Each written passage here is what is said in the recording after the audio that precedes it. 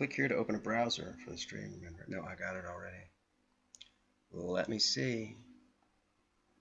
I should be over here. Everybody there? Turn off DVR. There we go. Hold on. If you don't see me or we haven't started yet, let's go. Let's do ultra low latency.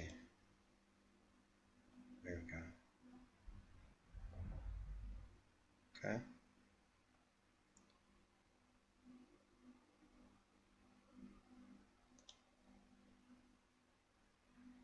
All right.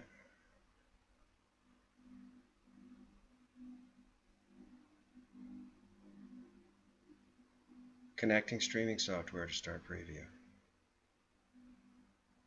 Come on. Are we live?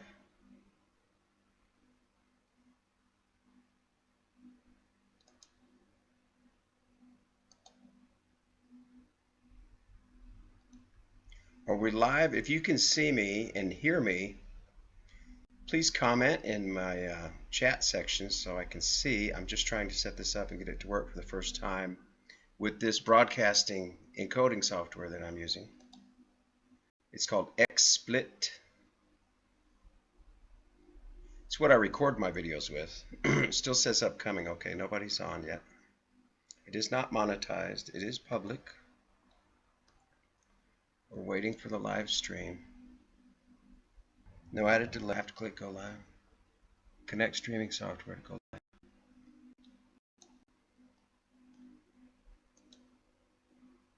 Streaming live. Viewers too. Okay, you're watching me? All right, thank you for coming. Thank you for being here. I don't see that in my... Are you chatting? I see live chat. Let me type hello here. Please respond.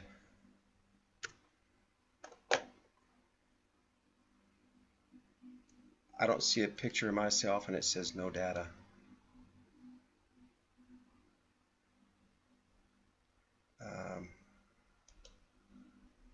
Stream setup help. Oh, here, let me turn this on. Go live, right? 3, 2, 1. Bam. What is the deal? You probably see me because now I'm looking at 4 viewers. Thank you for being here.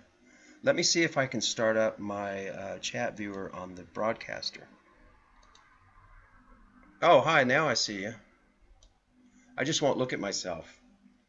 Okay, I see Trem01, Trem01, Elif Naz, Michael, is it Hisches?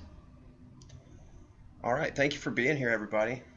Now I can see the chat. I'm not on the YouTube Chrome Windows page that they set up for you to do a live. I'm in my XSplit broadcaster looking at a chat widget which I installed. It's an app. Okay, viewers are 3 now. Somebody's dropped. Hello. Where can I, if I want to say something, I have to click back to over here and say hello again. So I think I'm just not going to type while I do this. Now I have to go back to my broadcaster. I'm doing fine, thank you. Hello. Shrem, you're from Turkey. Turkey, I've been to Akhisar, I've been to Izmir, I've been to Istanbul, I've been to the Iraqi border. Oh, I've been to Manisa. I've been all over Turkey. Actually, what I did, there's a brand of chicken, Keskinoglu. Mohammed Keskinoglu, he's the owner, and he has a brother. I've been in their office. Yeah, no, that's a lot, right? My distributor was in Manisa, and we went to Izmir a lot. I wish back then when I went, that was back in like 1999 or the year 2000, and I wish when I was there I would have known about Göbekli Tepe. Göbekli Tepe? Do you know Hakan Kanoglu? Is that another poultry producer? Izmir was cool. I liked Izmir. Uh, I remember there was a very resourceful company. It was Keskinoglu, and I think they're in Akhisar. Göbekli Tepe, yeah. I would love to go back. I would like to go back to Turkey. I have a friend on Facebook still from my distributor when I distributed vaccines. And then when I was in the selling vaccines for poultry, and I did it all over the world. I'm from Houston. I've always lived in Houston. Yeah, Akhisar. I actually slept at my distributor's house, and it was a nice family, beautiful, peaceful family, and just I learned. I went to a conference center. It was in Istanbul, where we had a booth and a show and some displays. I went there several times for animal health meetings and things like that. Do I know Dr. Oz? I've seen him. I know who he is. Is he Turkish? I did not know that. Yeah. Mehmet Oz, yeah. Oh, that was the name of Keskilinoglu. His first name is Mehmet Keskilinoglu. I went to his house in his private club on the top floor of his grain facility. He's got a huge club. Like it's got aquariums around in the walls. It looks like a nightclub that you would find somewhere in Houston or Dallas. And yeah, I've got some funny pictures there. Yeah, I would dig them out, but I can't really show you right now. What pictures do I have up? But I have the Ottoman hat on. I have the vest. And he gave me his 45 and I stuck it in my pants. And I'm smoking a hookah.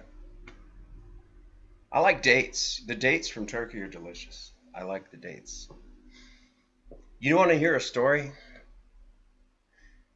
When I was in Illinois, I lived in between Chicago and St. Louis, and I worked for a company called Grain Systems Incorporated. It still exists. They make all of those big grain bins all over the world. And they also made chicken incubators, which that has been sold. That's why I don't work there anymore. But when my friend's name is Yücel, which means sword in Turkish. When my friend Yücel came to visit me, he wanted to buy a radar detector because I had a radar detector in my car, and he liked it. And that's when radar detectors were big. I don't see many people using them anymore. Uh, this was in like 1999, and so I took him to Radio Shack, and we bought him a radar detector. And then the next time I went with him, about a month later, we were in Turkey. We were driving. We were near the Iraqi border. I think we were just like 8 miles from Iraq.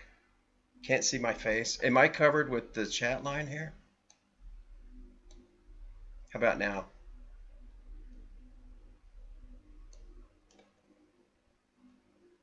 Let's see. Let me move over my how about that? And then I'll expand my chat. It's better now? Yeah, this is my first time using this software to go live. I've usually done it with my smartphone.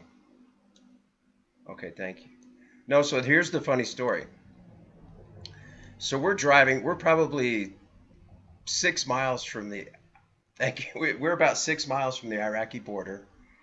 And I'm sleeping, I'm in the passenger seat, just, and he's driving, Yücel, and I hear him go, oh shit. And we get pulled over by these cops, but it's a plain car behind us. There are no lights or anything, and these guys are wearing suits. And I can't remember if they had ties on. But I said, what is that? And he goes, those are the police. He says, they've picked up my radar detector. So he has to go back and he talks to the police, and I'm waiting in the car, and he comes back into the car, and he grabs his radar detector, and he goes back in the car with them, and he's arguing with them. I can see their hands going everywhere, and he's rah, rah, rah. And I'm thinking, what is he doing? He's back there for like 10 minutes arguing with these cops. And finally, he gets out of their car and he comes back in his car and he sits down. He's still got the radar detector in his hand. And he said, that just cost me $80. Coronavirus, you know what?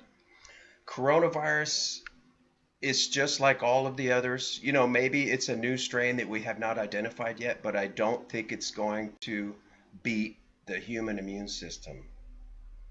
Kobe Bryant, do you know his death by helicopter was predicted on Family Guy? Yeah. Remember the swine flu? There are about, if you look one of the videos I made last month, there are about 7 or 9 different coronaviruses that we've already known about. I knew about coronaviruses in 1992 when I worked for a company called Immunogenetics, which is now Eli Lilly Elanco, the largest animal health vaccine producer in the world, and they do it for poultry. So it will come out and people will get immune. Now, right now we have herd immunity. We already had a flu go around. I even had it for 2 months from November to December or December to January. And there are people that are spitting up smoky glass mucus, which is what the Chinese are looking for. They're holding up these CT scans looking for smoky glass mucus that shows up. You know, and then they have 16,000 new cases overnight. And I just don't believe they're diagnosing correctly. They ran out of test kits, so they're not doing a blood genetic fingerprint of what they're looking at, obviously.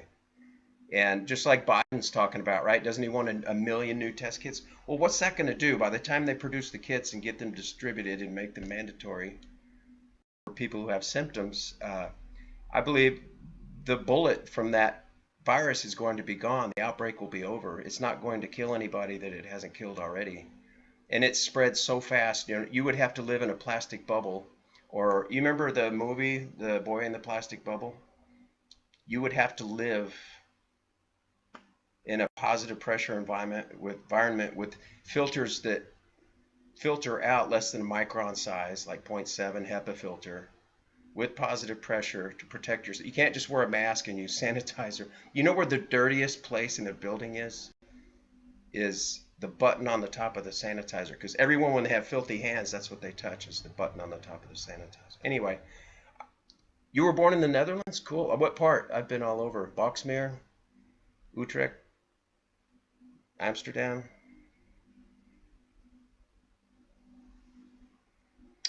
In fact, one of the other vaccine competitors of mine was in Boxmeer near Arnhem. Okay, I've heard of that one, but I think I've been through there, maybe on a train. Where else did I go in Holland? All over. That was 20 years ago, about the same time I was in Turkey.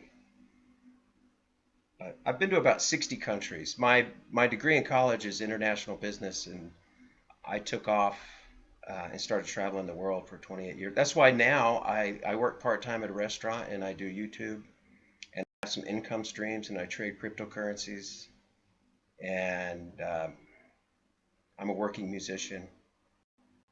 So I don't have any debt or bills, so I just live really simple. I've had the good life. I've lived better than a rock star. You know the difference between rock stars?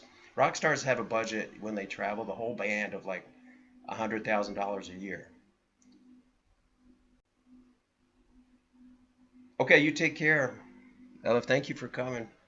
Arnhem, where's Arnhem? I know I've heard of that. I think I've been there. Do you know where Boxmeer is? It's near the Belgian border. What's that city called in Belgium? The port? Thank you for coming. All right, he's gone. I have 2 viewers now. Now 1. I said it would be rather door handle or elevator button that would be the dirtiest place in the building. If not cleaned, add to dirty list. How do you and everyone? Thank you. Thank you, Suzanne. Caci, is that how you say it? Or Casey? Is it the original? Probably if it's Italian, it's pronounced Caci in Italy, right? I speak some proficient Italian. I speak 6 languages. I speak English, Spanish, and Portuguese, and I've studied German, French, and Italian. The door. You know what is the dirtiest object tested by plate tests in a hospital? Can you guess? What would you think is the dirtiest contaminated thing in a hospital that everyone touches? Oh, I got it right, Kachi. They probably say Casey when they see you. The doctor's tie. Do you know when, and I've been with doctors because I sold medical devices in hospitals. And when we go to the locker room, the doctor changes out of his green scrub. The surgeon, I worked with neurosurgeons and orthopedic surgeons and pain doctors who do surgery, the FIP, the fellows of interventional pain practice. And they go in and they change out of their scrubs and they put their suit jacket on. And it's always in the locker and they never wash it. And they have a tie that they don't even undo the tie. They just slip it open and pull it off their head and hang it on the hook. And then when they make the rounds and they go to visit the patients, they put the tie back on and they go make their rounds and they visit all of the patients, all of their patients in all of their rooms at the hospital beds, at bedside, and go through all of the hallways in the hospital. So when they started testing everything in the hospital, they found out that it was actually the doctor's tie is the most contaminated thing in a hospital. Isn't that funny?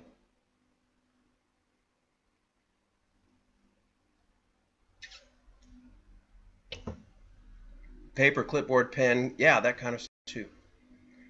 But what we're talking about, can you see? You can't stop a coronavirus or an outbreak of something by stopping a cruise ship or some flights were canceled. You know, you've got cargo ships and cargo planes. You've got pilots going back and forth anyway. You're not going to stop the virus because you stopped some commercial flights and a couple of cruise ships, you know, and you put that in the news and blew it all up. You know, it's way more complex than that. And people are not going to keep themselves from getting it by wearing a mask, wearing gloves, or, you know, things like that. It's too hard. Paper clipboard probably is as dirty as the tie. You know, they should sterilize everything they use every day, but that would be too expensive to run a hospital that way. Yeah. Have you heard that the way that they have to do the CT scan, the way they're diagnosing people for coronavirus now is, like I said, they're looking for that cloudy mucus in a CT scan cross-section X-ray film of the lungs. But in order to take an infected patient out of quarantine, enclose them in an enclosure, transport them through a hospital, get them into the CT scan room. That's where you go into the tube and you have to go inside on this levitating mechanical bed and come back out. You would have to have the whole room and all of the equipment sterilized, put that patient in there, do the CT scan. Then you would have to go back and completely sterilize that room so no one gets the coronavirus. And it's a logistical nightmare. And I can almost swear and guarantee you that in China, when they say there's 16,000 new cases overnight, it's impossible. I don't care how big China is with their population. There's no way they ran 16,000 people through however many CT scan tubes they've got overnight. And they're out of test kits. They're not doing the genetic fingerprint, which is the polymerase chain reaction. That's the way you identify a virus or any DNA. That's how they do the paternal tests, like on the TV shows when they want to know who's the father. I actually feel this may be a good idea. Make stores, schools, etc. actually clean up. Not so bad. Yeah, you can reduce the spread if you clean your hands. You know, they say the best protection against any type of contamination. I work in a restaurant is to wash your hands. Just constantly wash your hands. And some people, we had a driver, he's from China. He was actually in China when Wuhan came out, but he assured me he lived 1,000 miles away. But he puts on latex gloves, and he's a driver, and when he goes out, he's driving with these latex gloves on, and he always wears them all night. But that doesn't do anything. You know, he's still touching his pockets and his face and everything in the restaurant that we all touch. And it's ridiculous. You can't just put on a pair of latex gloves and go, I'm protected with the mask, you know.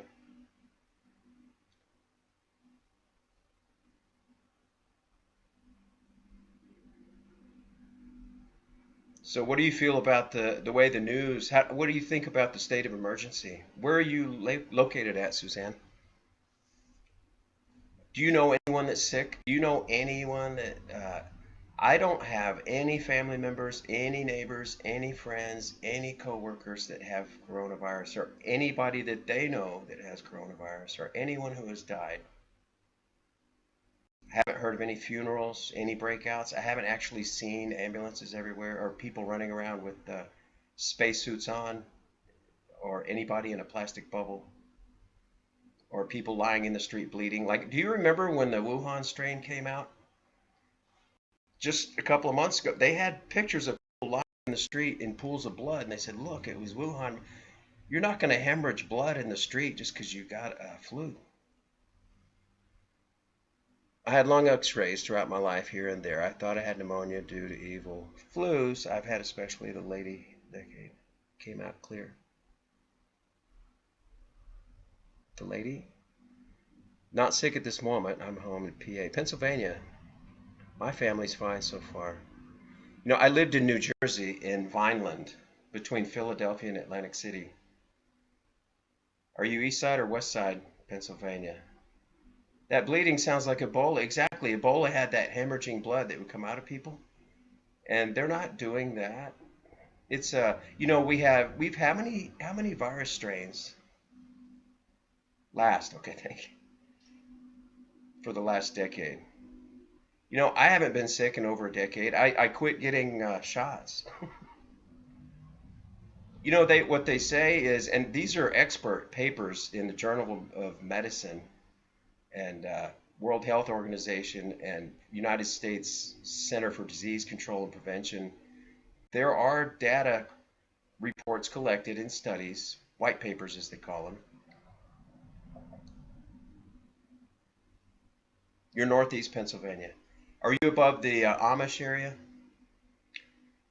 I used to visit a chicken hatchery that was in Pennsylvania, about an hour or two north, straight north of Philadelphia. You have a child, so school Petri effect in regard to flu. What is Petri effect? You know, and that's silly. You're not going to stop just because, well, you may slow the spread somewhat within some factor regard if children aren't around each other. No, the Amish is still hours away? Oh, okay. I think it was called Moyers. I don't know how I just remembered that. There was an Amish farm called Moyers, and I sold them incubators. Oh, Petri dish, yeah. I'm sure, you know, I know when kids get sick, they bring things home from school, but you're going to get it at the grocery store or the business office or even your local. If you live in a community, you're going to get it at your local mailbox. You're going to get it anywhere people congregate, the gas station, car wash. It doesn't take much, you know. And I think by now, if it was a super pandemic that was just going to ravage and kill everybody that it touched and affected, we would already be dying on every shore in the world. And there would be people lying in the streets with those Ebola-looking pictures. But this is a respiratory syndrome. You're within the Poconos area. Ooh, I lived there. Isn't this funny?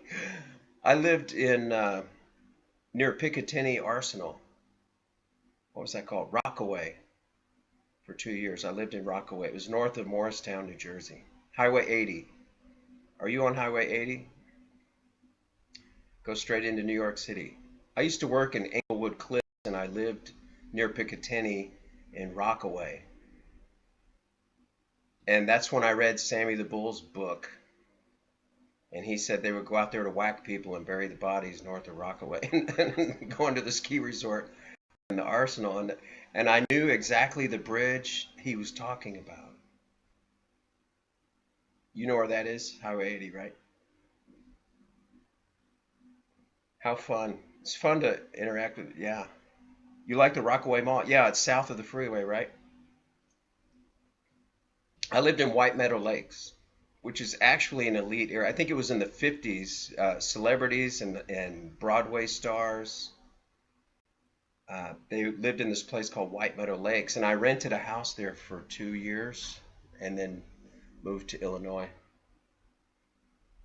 My company was competing with another company in Illinois, and I got a higher job with the competitor, and I moved to Central Illinois. Rockaway, you know, that area was so crowded. New Jersey, North Jersey is so crowded. And it's impossible to make a left-hand turn in New Jersey.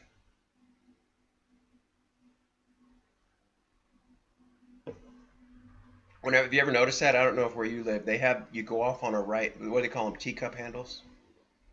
You go off to the right in a teacup handle, and then you go straight across the intersection. That actually makes more sense than the dangerous left turn, you know? But I had a conspiracy theory about left-hand turns in New Jersey. You can't make one. There's roundabouts everywhere. As a Texan growing up in Houston, New Jersey was just a different culture. At the time, I used to have really light blonde hair. Be seen in PA for 15 years. Oh, okay. Been in PA for 15 years. Wow.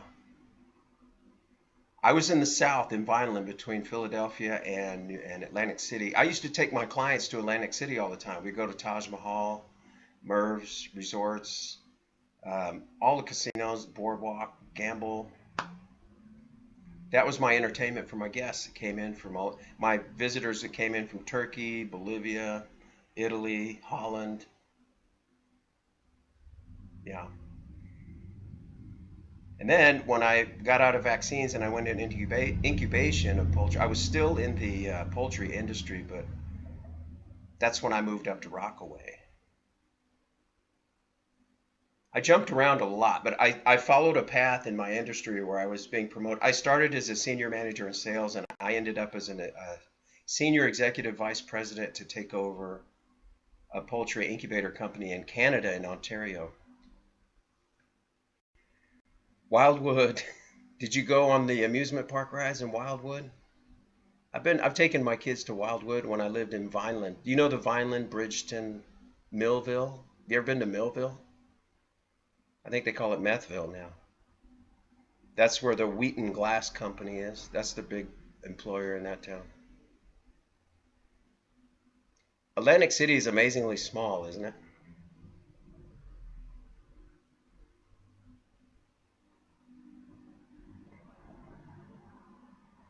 So, Suzanne, let me ask you, how did you find me? Millville is south of Vineland, but it's in Cumberland County, and it's Bridgeton is the capital of Cumberland County. And Vineland, I worked for Vineland Laboratory. The original man who made the first vaccine for a chicken in like 1911 lived in Vineland, New Jersey. And oh, I popped up in your feed. Great. Awesome. Good to hear. Thank you for coming. My first office when I got out of graduate school was in the house where the original veterinarian was that made the first chicken vaccine. And chickens receive more vaccines than humans, and the products are made exactly the same. They have the exact, we sold tamarisol, which is that ingredient people talk about that can harm you. And I've got billions of data points because there are more chickens than humans, and we collect data. You grew up in Passaic County. What's the capital in Passaic? That's up north. Isn't that on the east of the turnpike toward New York City?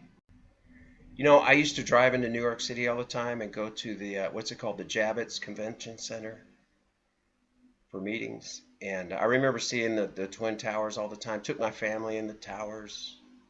Used to bring visitors and my brothers and sisters to the Statue of Liberty, and then we'd go to the Twin Towers and stuff. Grew up around all that stuff. And used to take the train from Morristown, New Jersey, when I lived in Rockaway, right into Madison Square Garden.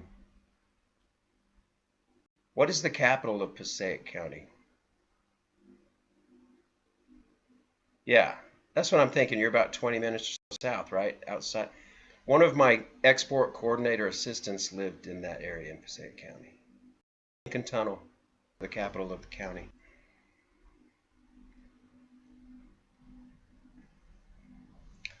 Any near-death experience? Other than that, I make videos about coronavirus. Well, I mean the capital of the county. Each county has a capital. Like in Cumberland County, the county seat in Passaic County. What town would I recognize?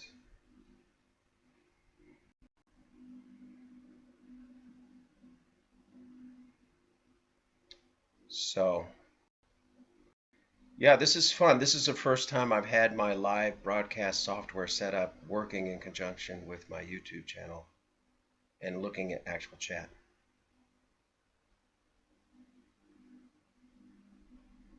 I am buffering, right? Patterson. Okay, yeah, Patterson. Maybe if I sit still, it won't buffer as much, and it will only have to buffer the sound. I think I'm moving around too much. I will try not to move any pixels other than the ones I need to speak and use my eyeballs. Yeah, Patterson, New Jersey. Oh, I moved away from there. I think it was in 1998. So it's been, what, 22 years?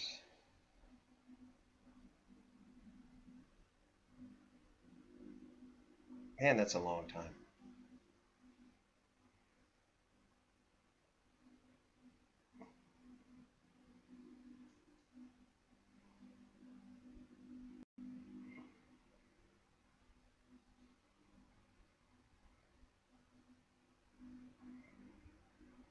Is it any better right now?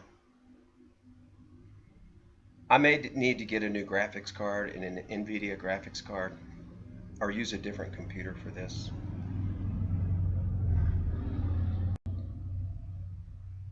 The streaming might be tough for my graphics setup.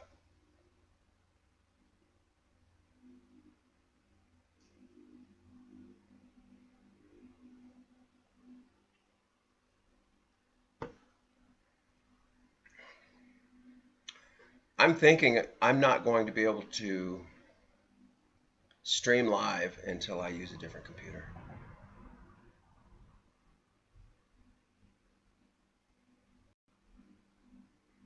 Exactly.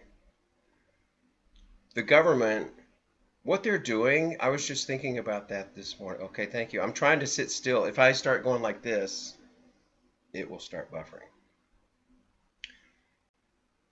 I believe what the government is doing is they are trying to experiment with states of emergency that will corral us and make us give up our rights, make us stay home, restrict our travel, eventually confiscate our goods, our food storage, our guns. Now, have you already seen the protest rally? Did you see the one in Richmond, Virginia? When was it? In January? Where they protested, and or first week of February, and they marched around the state in Richmond, around the capital, state capitol, and they, because Bloomberg is paying the governor of Virginia to oppose these gun confiscation laws in the legislature, and it's coming out.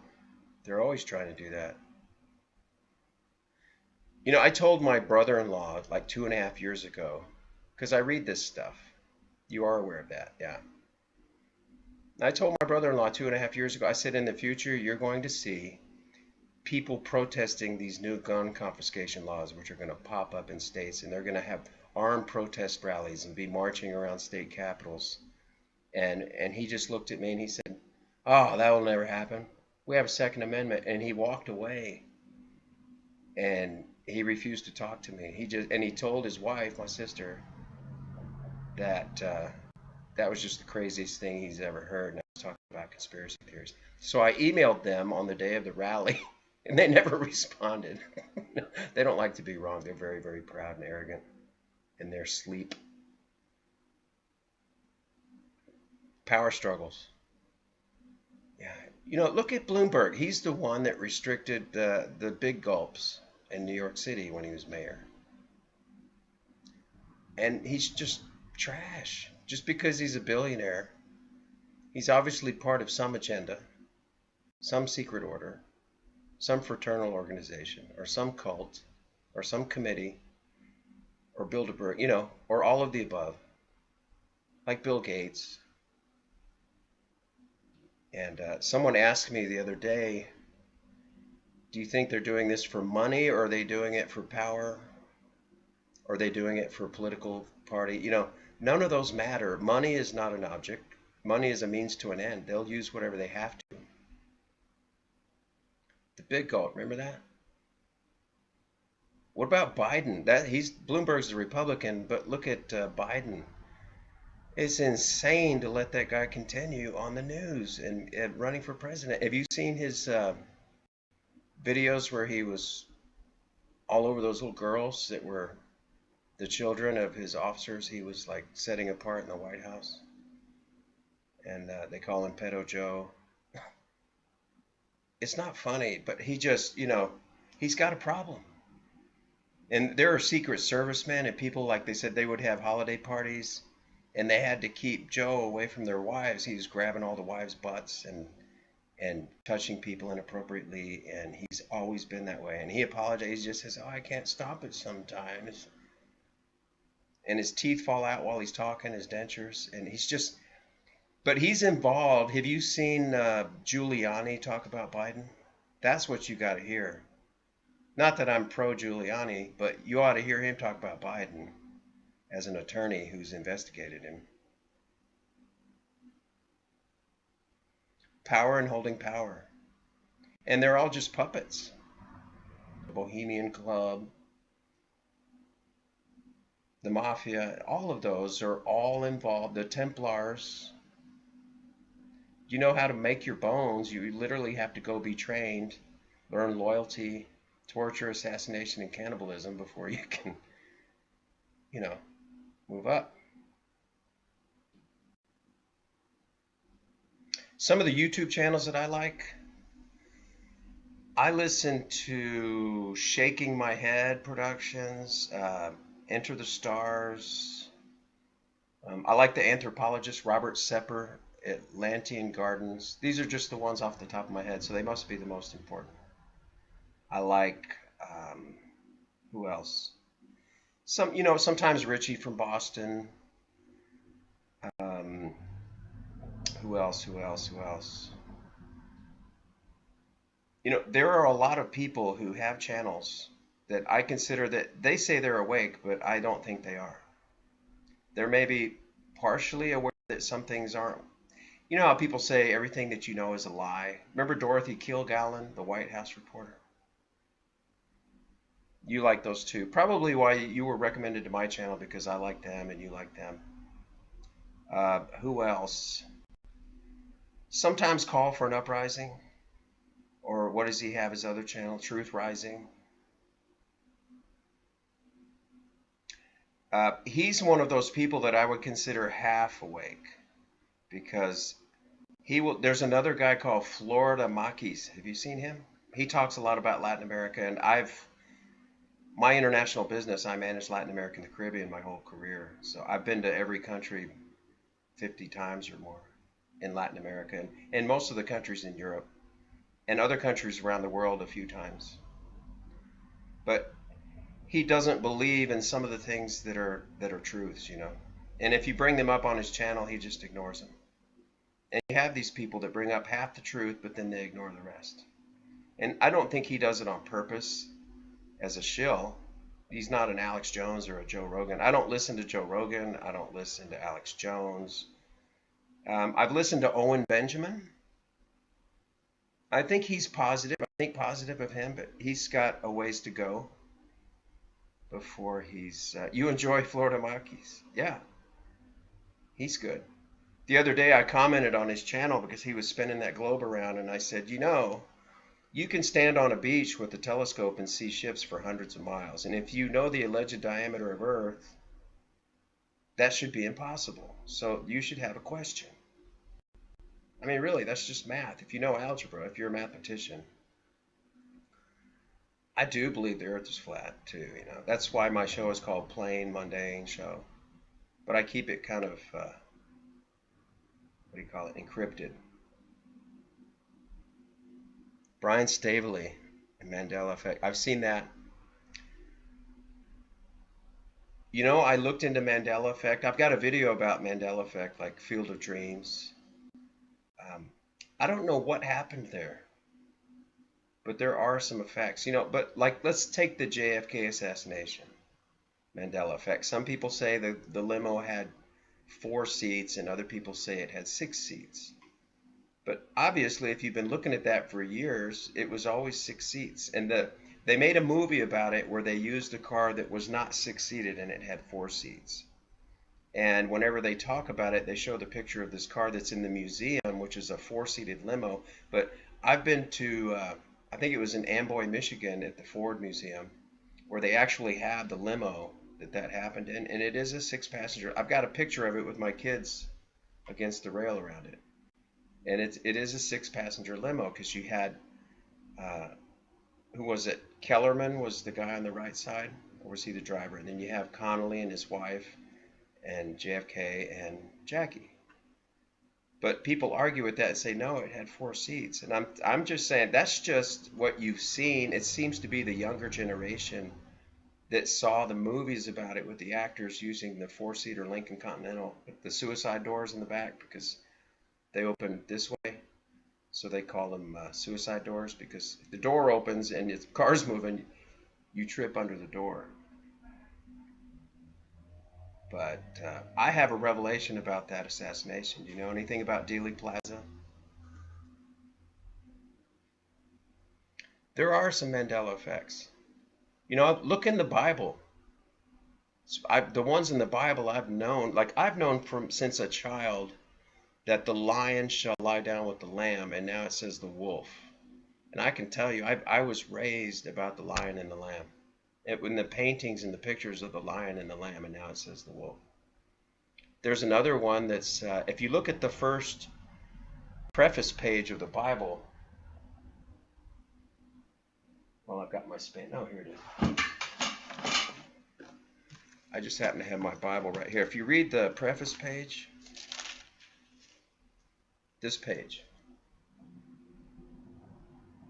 I don't know if you can see that. James, this is the King James Version. Right there it says Prince James. It's not King James, it's Prince. The most high and mighty Prince James, by the grace of God. Now it says King of Great Britain, but then down here if you read in there, it starts talking about the Queen. It's just very suspicious. And I've seen a lot of verses change, but I grew up studying the Bible and I was a missionary. I was a Mormon missionary, but we studied the Bible inside. Now, I've read this. You can't hardly open my Bible without finding a mark. But here's my Spanish one. When I lived in Argentina, this was my Bible. This is a Spanish one. See, the letters are rubbed off of it. You can't even tell what it says on there. It had these gold letters. It said Santa Biblia on the front. But if you open it, it's got pages falling out of it. If you open it, just randomly, I've got marks on every page. If you look at the side of my Bible, like, do you see that?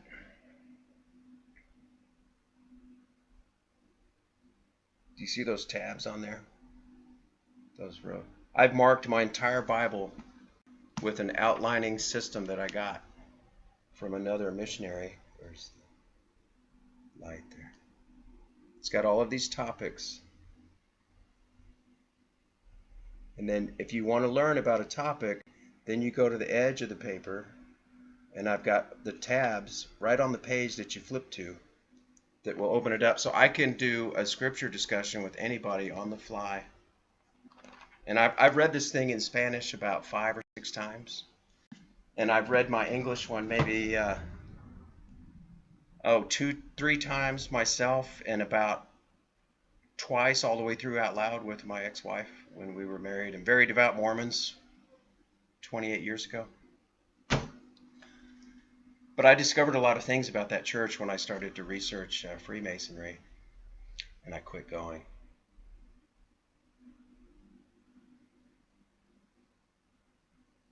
So wolf, it's not wolf in Scripture. Well, now I believe it says wolf. If I looked it up, it would say wolf lies down with the lamb. But if you look at the paintings, it says wolf now. Last time I looked, it changed again. Something is changing. There is like a parallel universe we've crossed over, or maybe parts of our lives have crossed over. I do believe that. And I've been to Geneva, and I've been over CERN. I've been, you know what? There's a town in Switzerland called Basel, where the reserve currencies of the world and all of the center of the Swiss banking system are based. And it's a small town. And that's where my animal health distributor's office was. And I've been to Basel, and I know some pretty important, influential people in that town.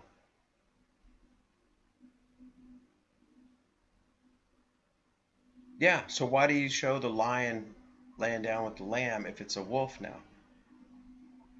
What are some of the other scriptures they talk about?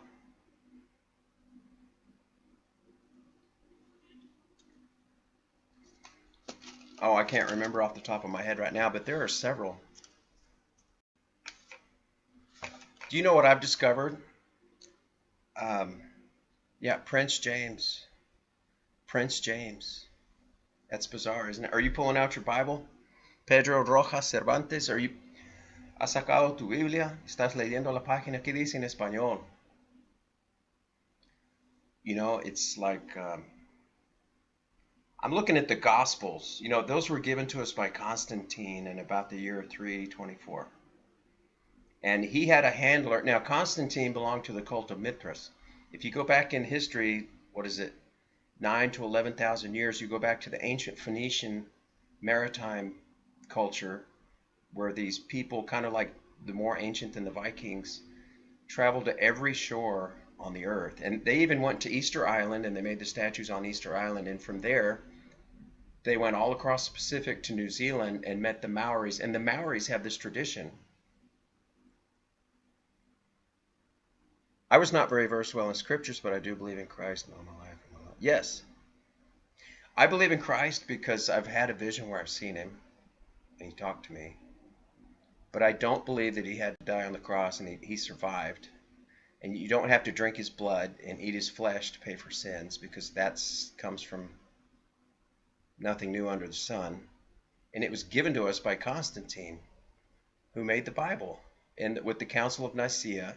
And he belonged to the sun cult of Mithra, which was another version of Apollyon, the Turkish Apollyon, the Greek Apollyon, the Tammuz, Sumerian, Horus, the Egyptian. You've heard of those? Bacchus, the Roman. And suddenly Christ, this man, I don't even think he was of the religion that they say he was. I'm not even going to say it on this live stream. He was an Essene. He was from Galilee. So he wasn't even of the culture they say he was. You know. And you know that there's a temple in that town where he allegedly died. And that temple was taught, the king of Tyre taught Solomon how to build his sun temple. And the king of Tyre was the king of the Phoenician sun cult culture.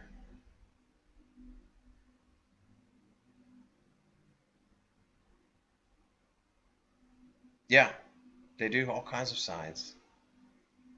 And that's why, you know, when I was raised in Mormonism and part of the Methodist Church for a while, they talked about the sun and the sun. And there were talks about how there's no coincidence that it's pronounced the same because the sun is like the sun. And then now that, until you escape church and start actually studying Phoenicians and Sumerians and Babylonians and their influence on the Abrahamic religions and what mystery schools are, you won't see it.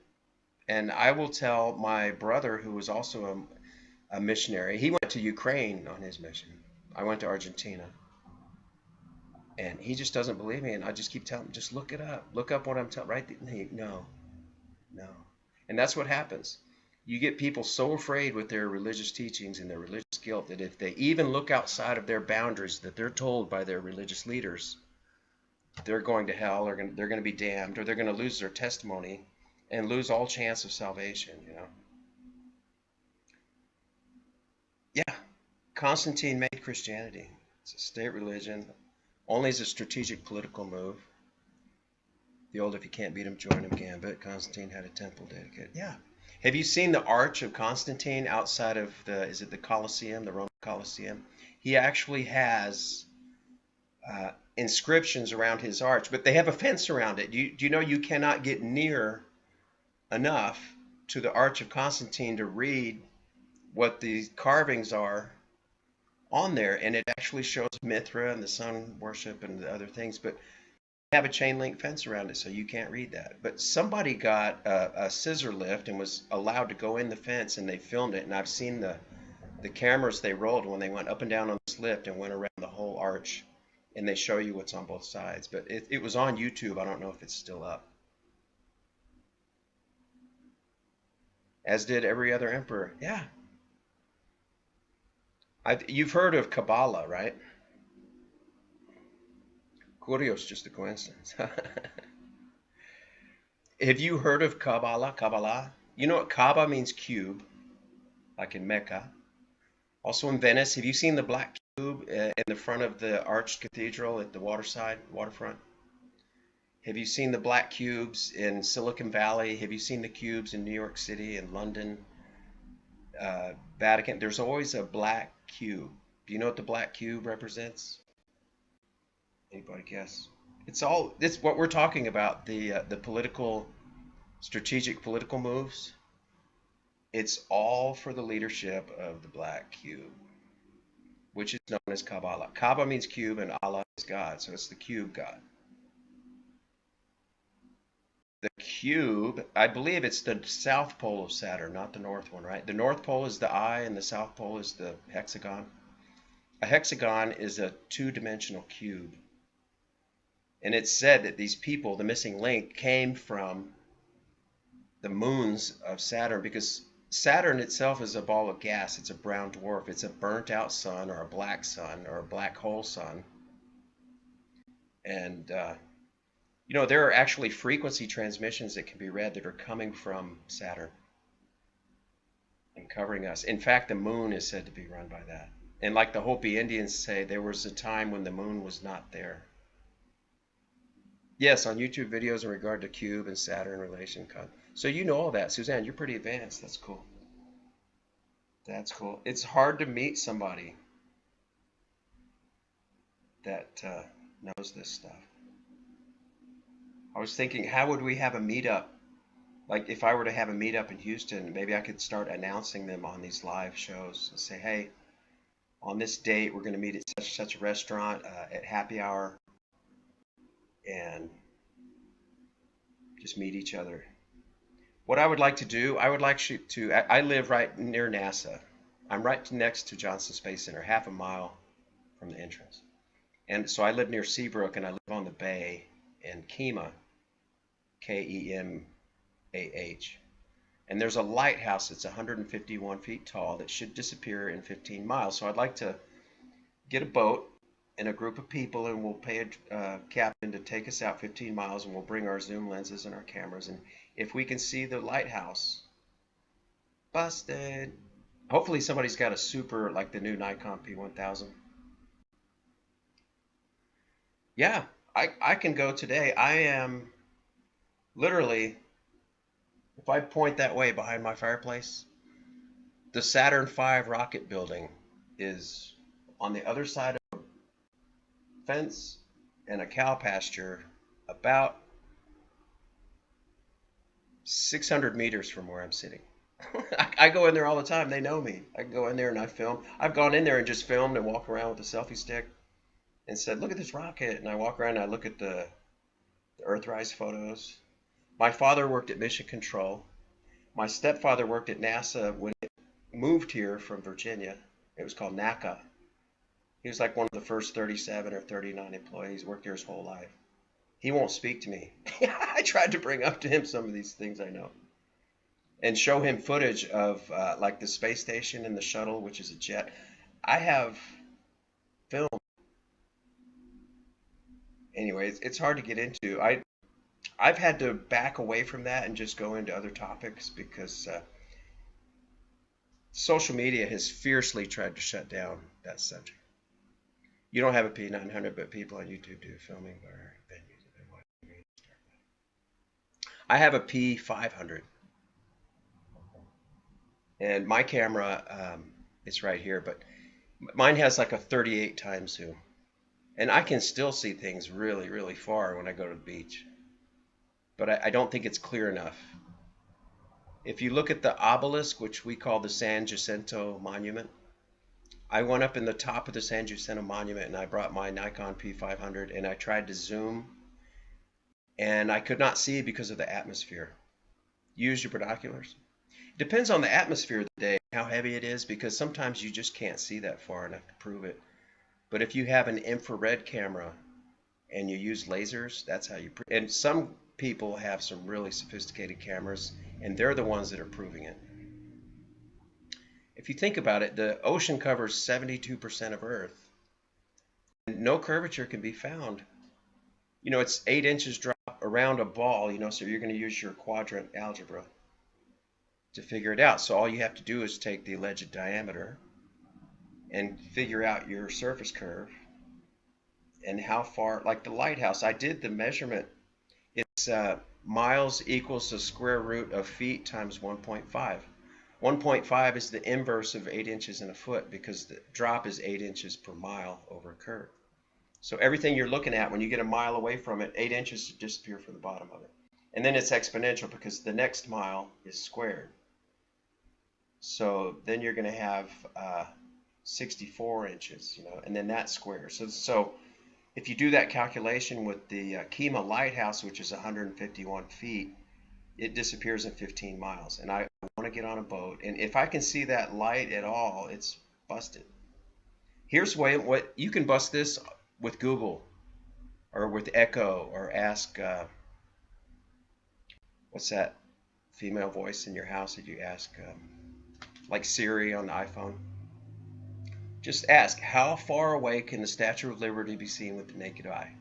It's 326 feet tall to the top of the torch. And if you ask Google, it says people can see it with the naked eye for 66 miles, but it should disappear in 22 miles. You should not be able even to see the tip of the torch. Yeah, this is why my channel is called Alex Aquarius, because we're in a new age where knowledge is being poured out, and it's like the only astrology sign that I'm not a huge astrology follower, and I'm not even into gematria or numerology. I know how it works and I've studied it, but I don't care.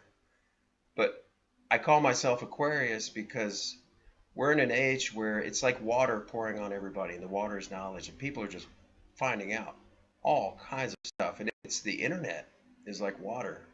Social media is like water. You can literally just look up whatever you want. It's in your pocket. It's in your smartphone or any computer anytime you're on the internet. And there's no problem finding anything.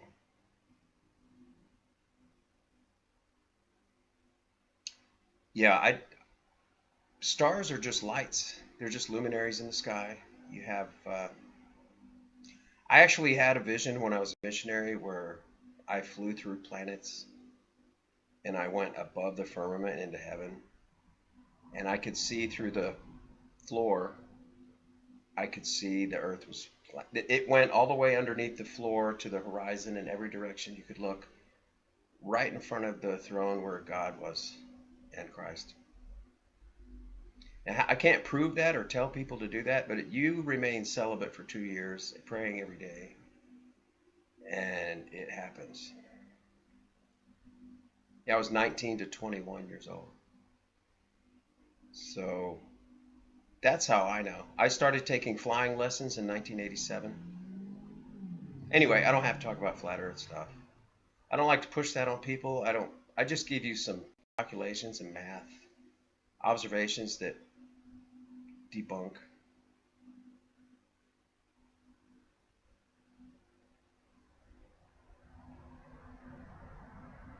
Mainstream media, it's gotten to be so blatantly, obviously fake. We've been saying for years that the mainstream media is part of Operation Mockingbird. And now it's so obvious. I mean, you just look at those reporters at night. They're not reporting anything. They're just they're parroting what they've been told to say. And they don't know what they're talking about most of the time. They repeat things and they say, now it is reported that this. What do you mean it is reported? You're the reporter.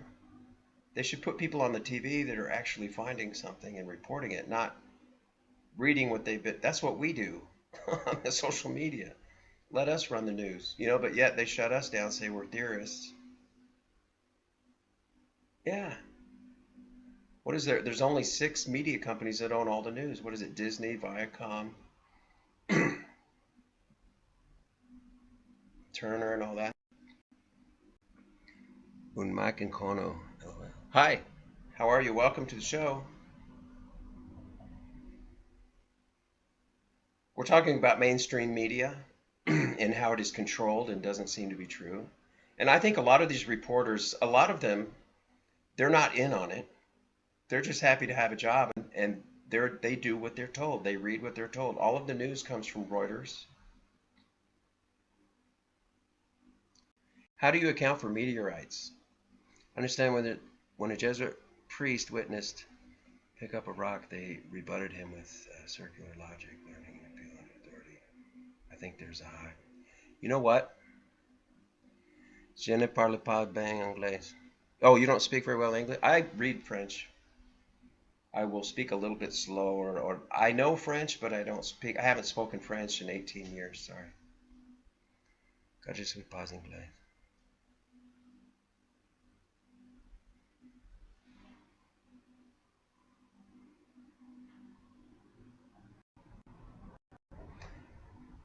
They're on it. It's a spirit, a frequency. What, meteorites? Oh, they're in on it, the reporters. They're just fooled. You know, I don't believe in the dome. In fact, I have this box with something in it. I'm going to show you. I haven't made a video about this yet, but look, I saved this, and it's preserved. Look at that. Do you know what this is? That's a Cheez-It. That's a large Cheez-It you can buy at a well-known pizza restaurant. I've had this for months, and I knew it would preserve itself. But in the hole, in the center, there's a hole. That would be your anodal dipole. In the Bible, it says even though the Bible is not completely true, there is some truth in it, because if you go back to the original Iranian astronomers, it said there were 7 planets, including the sun. What does it do? It goes Mercury, Moon. What is it? Mercury, Venus, Moon, Earth, Sun, Mars, Sun. You know, the sun and the moon are both planets, and the sun's only 3,000 miles away. But if you look at it, if you were to cut this Cheez-It in half and put a plane in the middle of it, think of it as a toroid, like an electromagnetic toroid field, and you're always going to have a hole in the center when you look at it. Have you ever seen those animated? Look up an animated GIF of a toroid. Animated GIF of a toroid. Swiss cheese, yeah. But the Earth would be like this, and the center of that line, a cross section, sagittal section, would be the plane we live on. And the corners, if you know electromagnetic, would be cathodes or negative poles. And the center is an anode, but you have 2 transverse electromagnetic frequencies. Now, the reason I know this, I worked with neurosurgeons on neuromodulation for the nervous system and putting electrodes in the brain and the spine. So if you have a frequency across the Earth, I live in Houston, Texas. If you have a frequency, then you get have you ever heard of an over-unity system in physics, the laws of thermodynamics? That's on the other side, you don't get power. If you had something you could put energy in a quantity, get an exponent with a transverse field going through that center hole.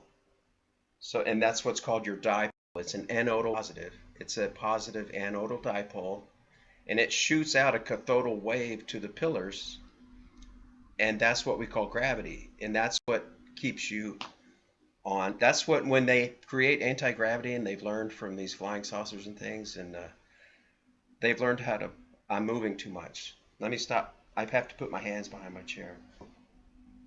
I'm buffering.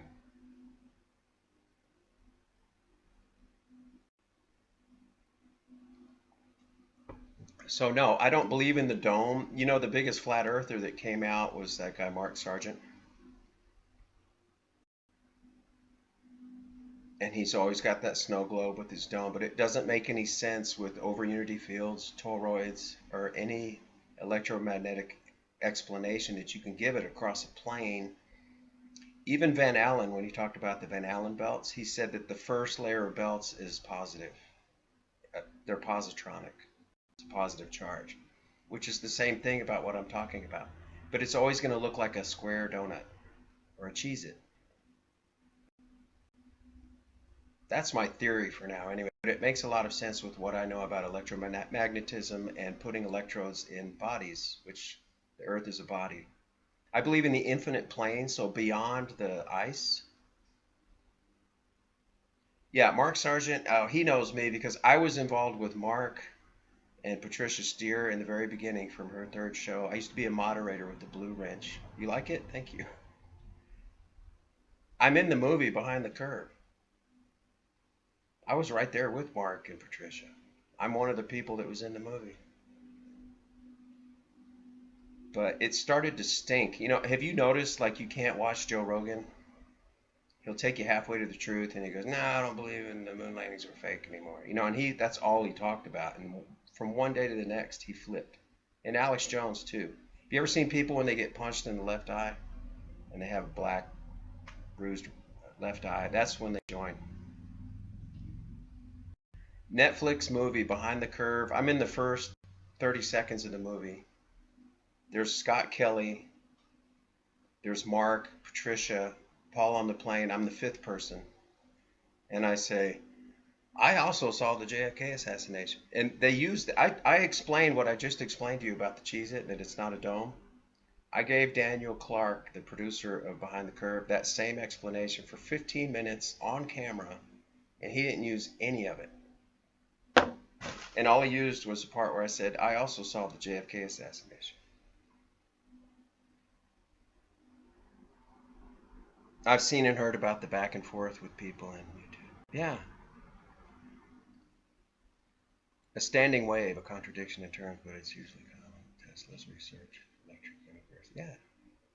There is ether. All mathematical models pointed to it until they have one Stein. They have just one Stein. What is that? It's just, you know, they'll promote someone. Do you know Mark Sargent has a problem because there's a company called Metatron, look that up, in Hollywood that has hired him and owns his URL for his website. He's a survival expert as well, and he has things about Eric Dollard, the history of electricity. I've heard of Dollard. What I did was I worked in neurosurgery. I just happen to have a book about neurosurgery on my bookshelf in Spanish, neurocirugía. Actually, one of the doctors that I trained with wrote a chapter in this book, and he gave me the book. But there's a lot of electricity when you put electrodes in the brain to stop. You know, people that have tremors. I'm moving too much, aren't I? People that have tremors or even depression, or pain can be stopped in the brain. And we put in these electrodes that go through the cranium with a little top, and you put them down below the subthalamic nucleus, which is like right there. And there are these Brodmann areas. It's a mapping system of the brain. Think of them like squares. Like you're looking at the periodic element chart. And there was an area called Brodmann 25, which was where depression is at. So if you put an electrode in there and start up a frequency, you can over control the frequency that's erratic that's causing the depression. So you can stop depression with an electrode in the brain. You can stop tremors when people have a limb that there's tremors all the time or is bound up. And they put it in the right spot. They can read what's called brain mapping. So a software made by a company called Medtronic. And it lights up the parts of the brain that have all these weird frequencies tapping in them. And you put the electrode right there. I'm moving my hand too much. And it stops it. You will have someone like this that has a tremor, and you turn it on, and they just sit down normally. Yeah. Right on the operating table, you can tell them, hold your hand up. I've seen the videos. I've been in some brain surgeries. I've been in gamma knife surgery. I've been in hundreds, if not 1,000, spine surgeries with electrodes. So that's how I came up with my theory about Earth, because Earth is also a body, and it has a north positive positronic pole and a cathodal exterior. Now, water doesn't fall off edge, and the ice walls are not holding the water in. Think of it as a basin like on your kitchen countertop. And the countertop is the infinite plane. And I think as you go beyond our domed edge of limitations that we can't go through, on the other side are other beings in another world that is in a different frequency. And those may be from the planets, Each planet probably has a frequency or a radius that reaches the plane at some point.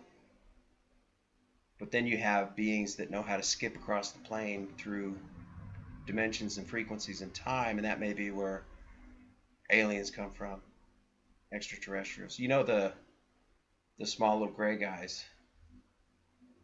I think they live under the oceans. They're not from outer space. They live underneath the surface. I actually have seen them, and I have an experience aboard the craft, and I made a video about that. And I was with my mother, and I'm interviewing my mother because we both remembered this about 3 years ago. I was dreaming about it, and I remembered this thing. And I asked my mom, I said, hey, I have this dream that's really real looking, and you're in it.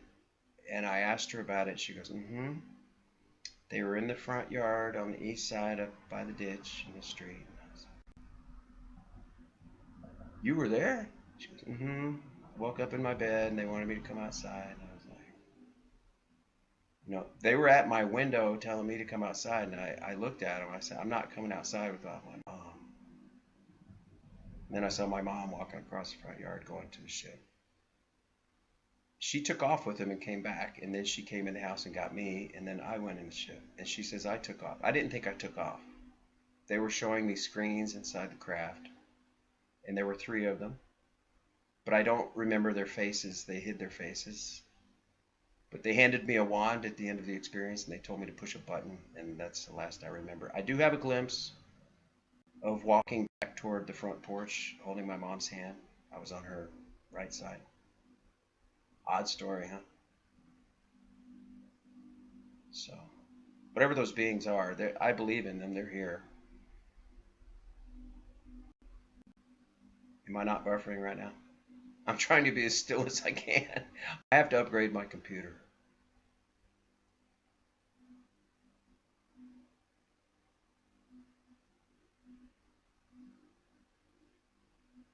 I've researched a lot about Tesla. I was actually going to build my own anti-gravity craft because I swore I could do it. And I decided not to even try. Because I've heard of people building things that fly off and don't come back. When they crash, you get the men in black knocking on your door telling you, hey, we tracked you down from all these receipts from the hardware store. Don't make that again anymore. And drop it. Eric Dollard.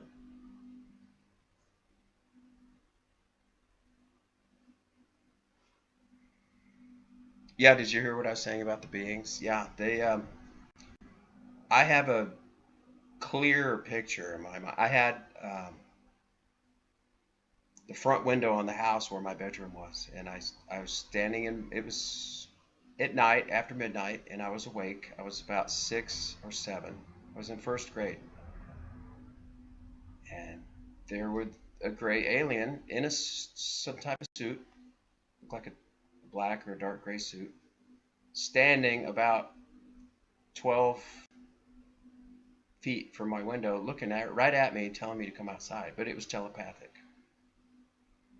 And I said, no, I'm not going to come outside without my mom. And so they went and got my mom. And my mom said she remembers she was sound asleep in bed and she just woke up and she could picture them out in the yard and they were telling her to come outside.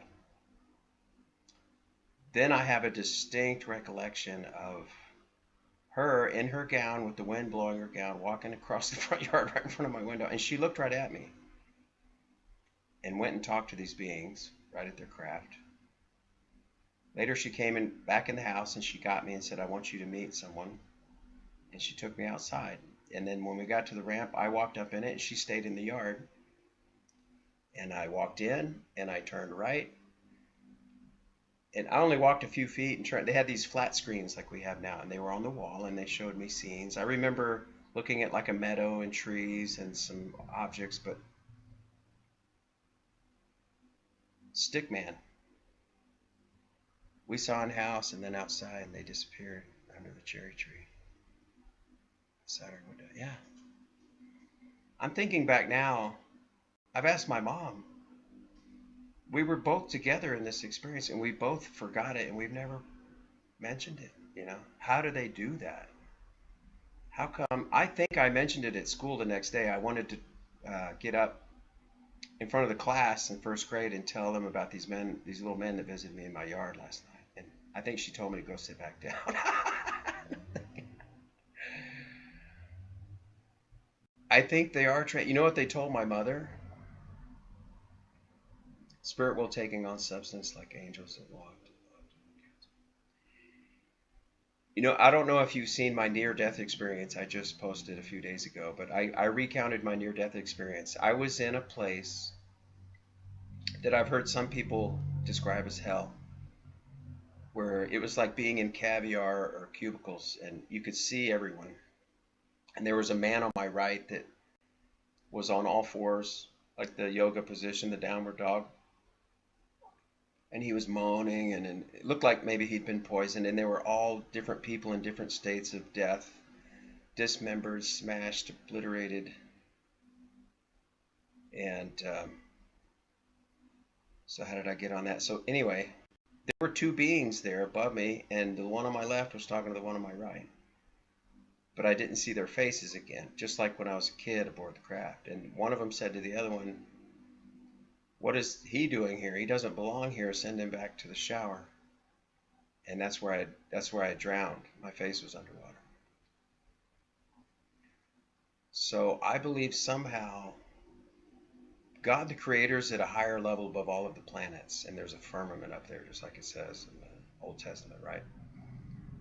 But these beings seem to be helping maybe the fallen angels or Lucifer or G to have us go through their prison planet recycling machine, because reincarnation is possible. So when you die, if you have all of this religious guilt created for you by the Kabbalah and the Abrahamic religions they made from the sun cults and the Temple of Solomon and the King of Tyre and the Phoenicians, and you believe in Goldilocks zones and that we're in an infinite expanding universe, and you believe in Big Bang and evolution, then you're going to feel insignificant, and you're going to jump at the chance to reincarnate and come back again and try life again so that God will not judge you, and then you can go to heaven.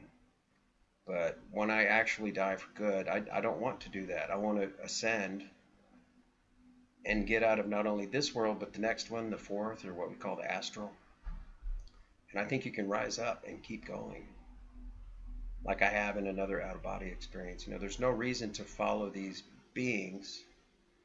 As they lead you back, from what I've heard and what I think I saw, you have to go through the moon somehow, which makes sense that the moon controls the menstrual cycle and spirits that arrive conceived in the womb. Whitley Strieber, I've seen that. Gained from the interviews that all activity stopped when Jesus' name was spoken. I've done that.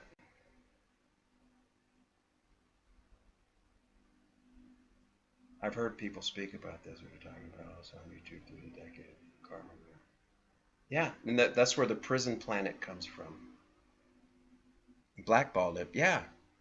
Whitley Strieber, if you start to talk about Jesus' name stopping all this stuff, they ban you. They won't promote you, and you're off the list of speakers. You can't be a Joe Rogan if you're going to say Jesus' name. Scare them. And I've had a demonic attack where I had something on my chest that pinned me, and everything was swirling, and I couldn't breathe. And I remember my mother told me if that ever happens, you just call out Jesus Christ, and it immediately went away.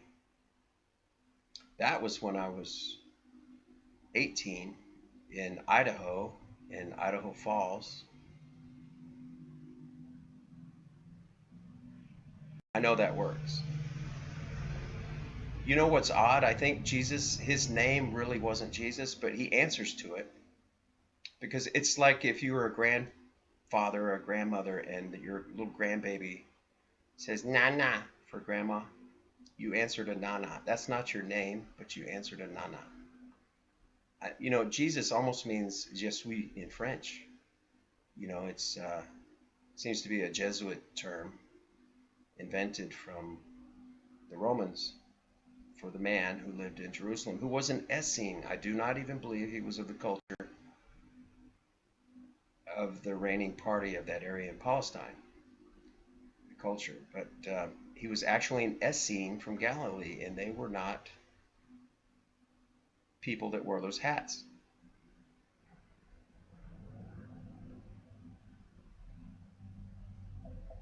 If somebody just tuned in and hasn't ever seen any videos that we've seen or knows what we're talking, I must sound absolutely nuts.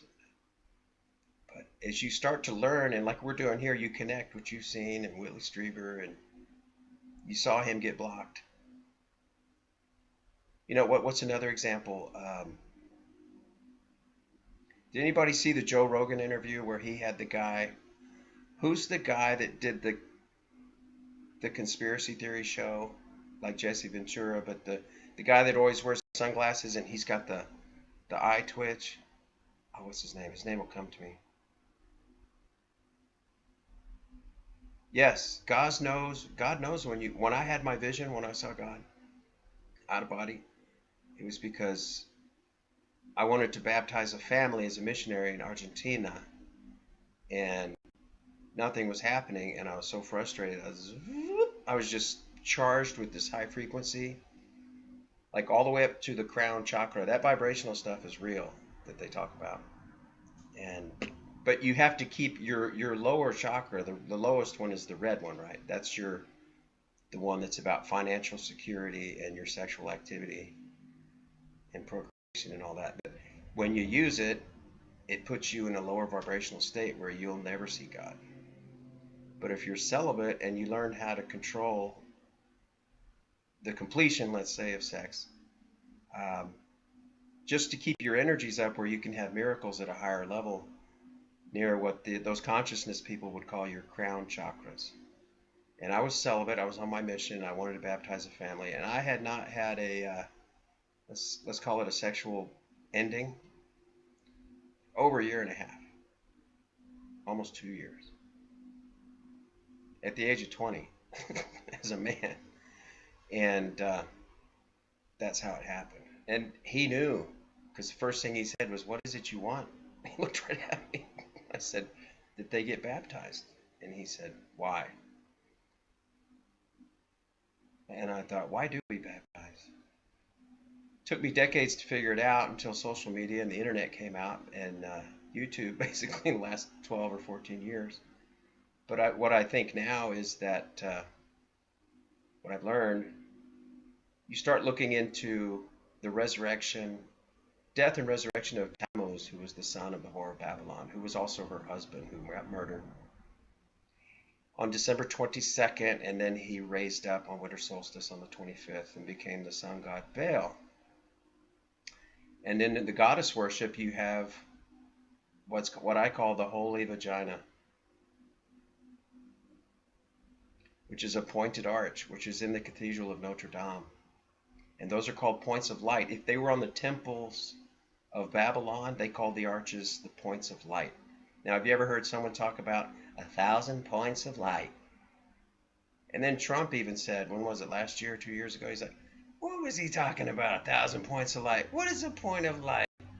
And you know Trump knows what they are, because he knows this occult history stuff of Sumer and Babylon. And he's telling you, go look it up. What is a point of light? Have you seen Epstein's Island, that temple he has with the arch, with the keystone? That's your point of light.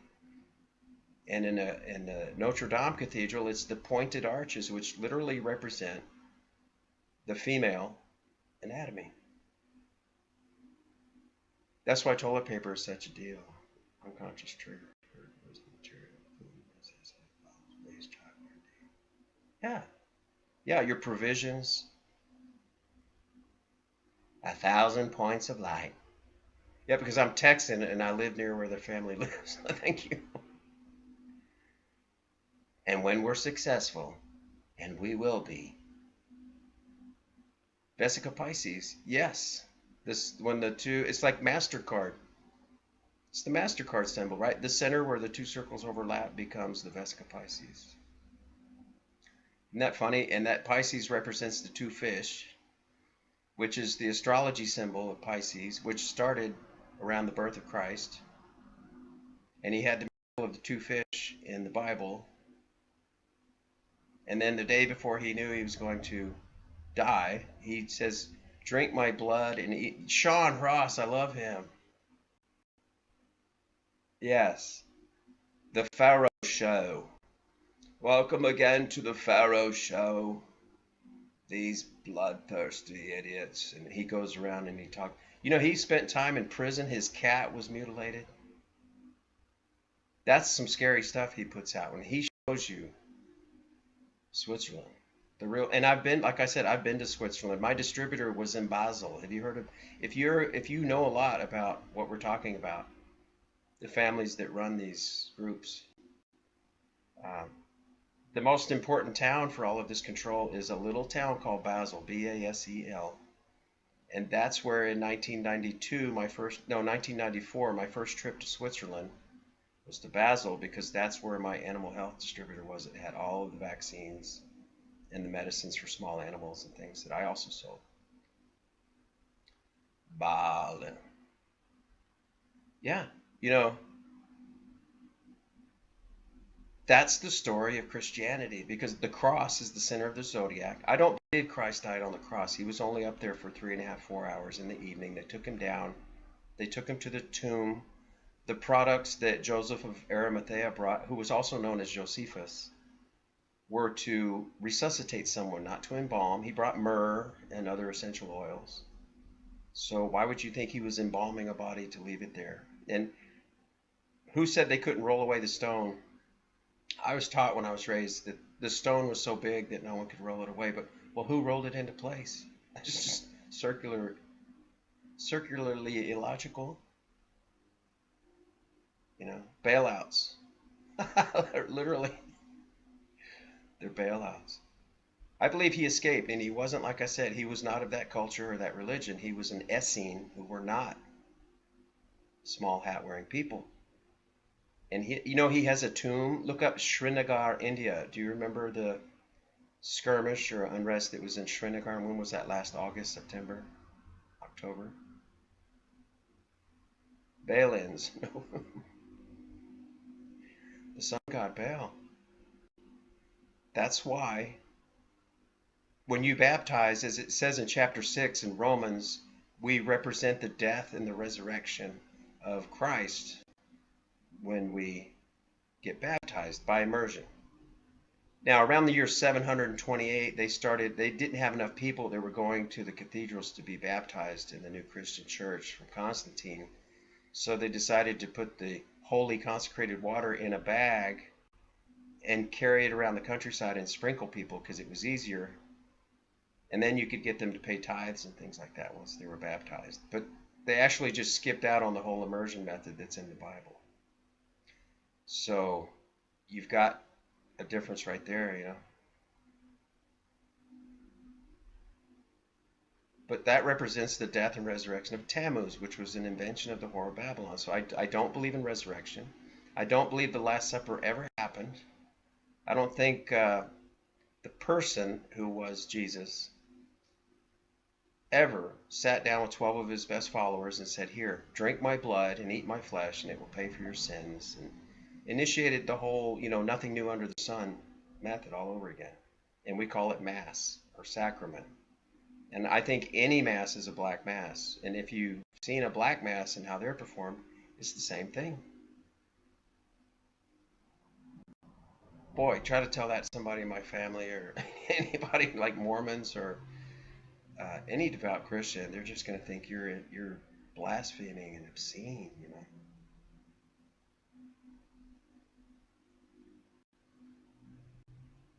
Yeah, love Sean Ross. He's really sticking his neck out there. He's so poor right now. I haven't seen him in about 6 months, but he's hiking all over Switzerland because his wife has his child and won't give him visitation. And So he's given up all of his riches and he's just hiking around with sandals on in Switzerland, filming all of these castles and evil places. And it's kind of blood curdling to see what he finds, you know, which is kind of like what I do, not like him, but the things that I put out there. I've got a video called the JFK assassination main shooter shown on camera, and it shows Jackie doing it. Was he posting as of last week? I'm going to have to look him back up. I have not been getting recommendations to see him. But, you know, his cat had one leg cut off surgically. Lavette channel. I haven't seen that. Alchemy Astrology. I have to do say she has great points. Love it. I'll have to write that one down. I'll write that one down in Sean Ross because I haven't seen Sean.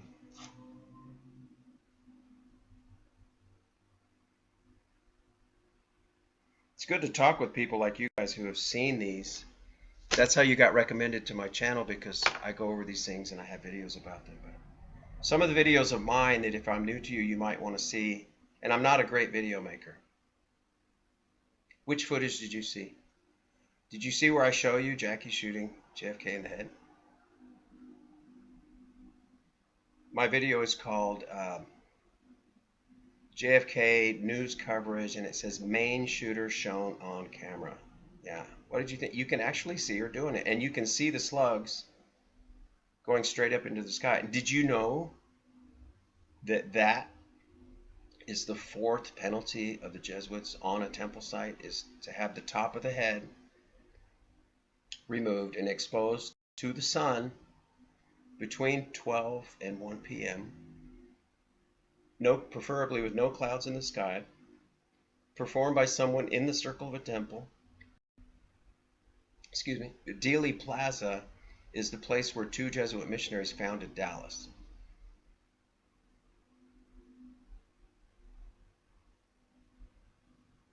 I'll have to see that. Driver 6. I haven't seen anyone else cover it. Jungle Surfer.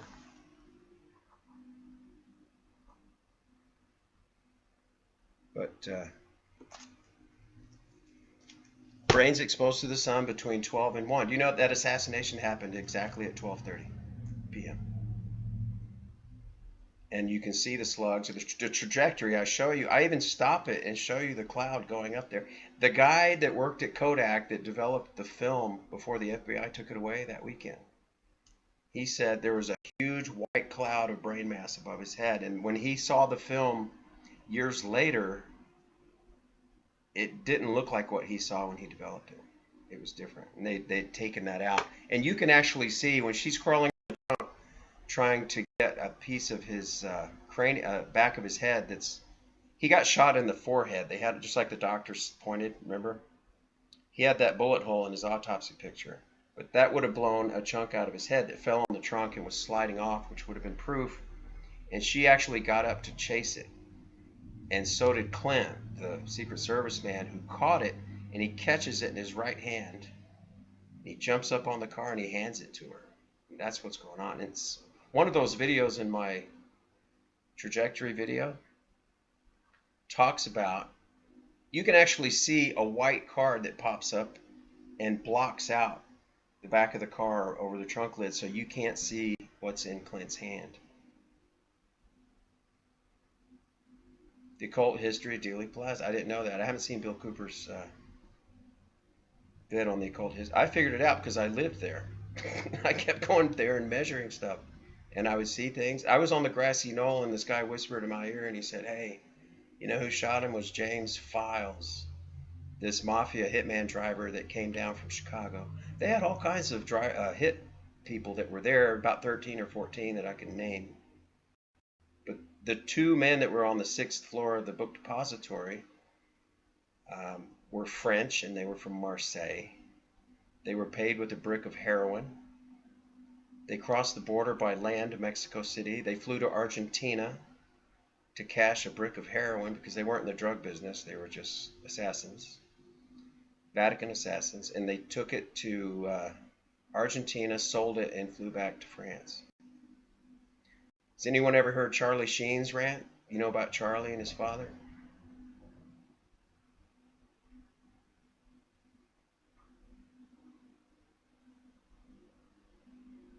If you look at a sky view of Dealey Plaza, like on Google Maps, look that up and just look at it.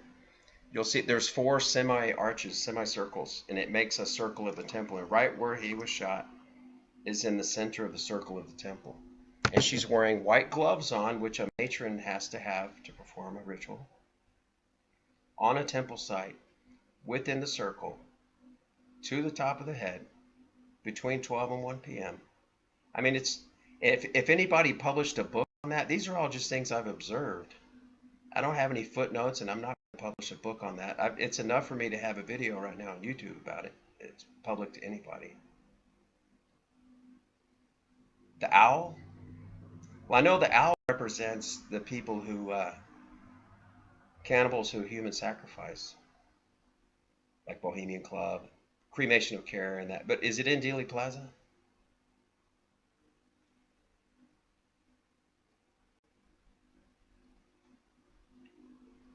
Yeah.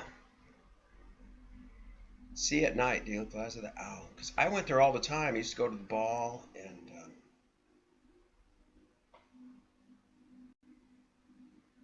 Kyle, what's my last name? Welcome. Yes, top view. Did you see top view of Dealey Plaza? The aerial view, if you look, there's four semicircles, and if you put them together, they make up all 360 degrees of the circle of the temple. Yeah, so these are things to me, if you study and and I lived there. I literally, and me and my best friend, we literally went to Dealey Plaza. I lived in McKinney, which is 30 miles away. Hey, let's go to Dealey. We both had the day off. Let's go to Dealey Plaza today and do some measurements. Okay. We actually went, and I've seen on the other side of the grass, on the other side of the Elm Street, 2 streets over, that third street that comes under the train bridge. I saw myself the bullet nick in the curb that hit the third victim. Has anybody ever heard of the third victim? He was a man that was walking through the tunnel underneath the train bridge, and he got grazed across the cheek by a bullet that just ricocheted off a curb. So when I saw that, I got in my car, I drove to Dealey Plaza, I parked, I went there, I walked right over that curb, and there it was. And you know what?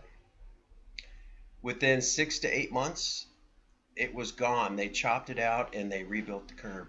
It had been there ever since the assassination until, gosh, when did I find that out? It was 2012 or 2013. They patched the curb, and now the nick of the bullet is gone.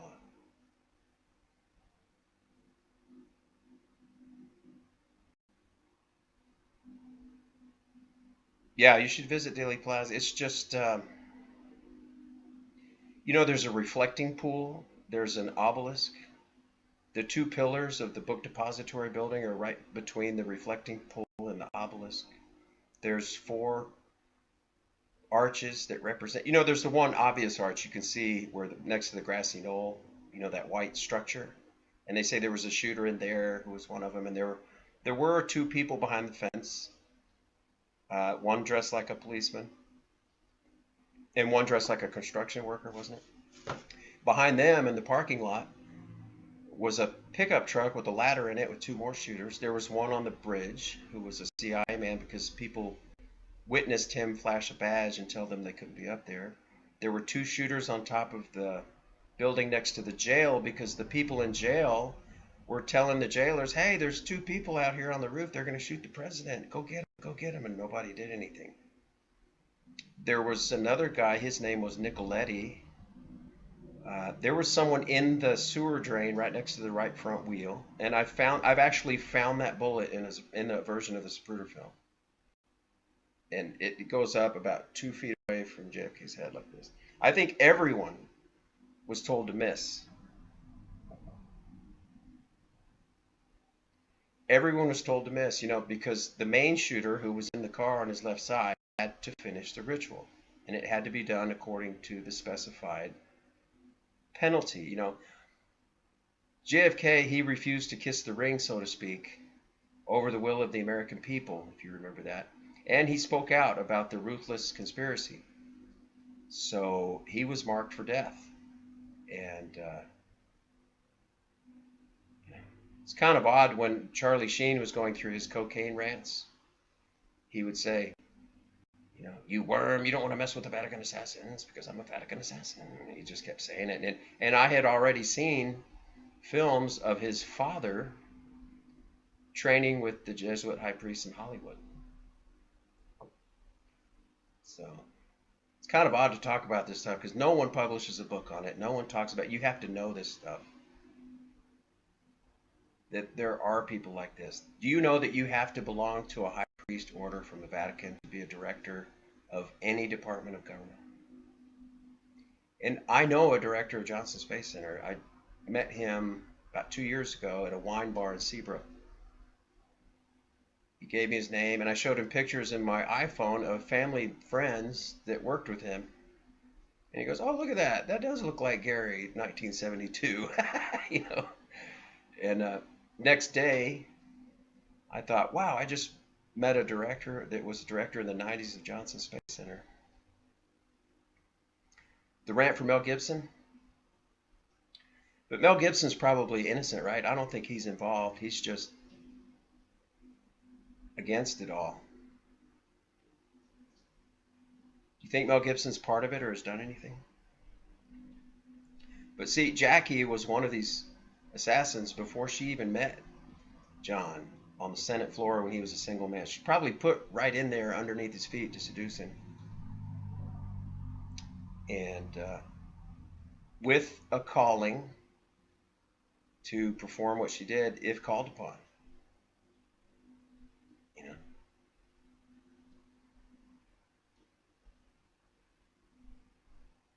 Unhived mind. I think I saw that. Is that gone? It's just obvious. Bouvier. Yeah, she was French. The shooters on the 6th floor were French. The best, that's where your Templars, your people make their bones. And Malta, in Portugal.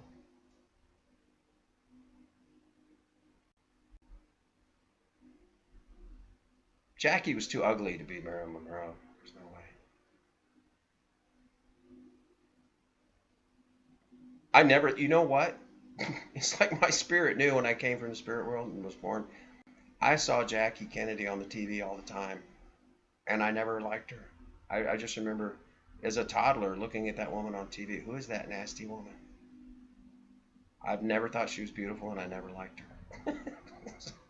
And now that I know more, because I just watched that Zapruder film over and over and over again, thousands of times. Long gone, Craig Oxley, but there's a few puppets of his work on it too. Snippets. Craig Oxley. I think I've heard that name.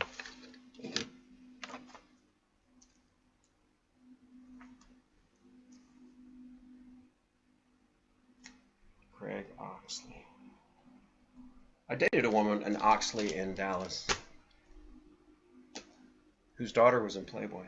Let's see. There's a few. Let's see. Actually, I was dating this woman in Dallas, in Plano, and this woman said, "Yeah, my daughter was in Playboy." And she had the guy. She goes, "You want to see her?" She pulled out the Playboy magazine and showed me pictures of her daughter in Playboy. You ever had a date like that?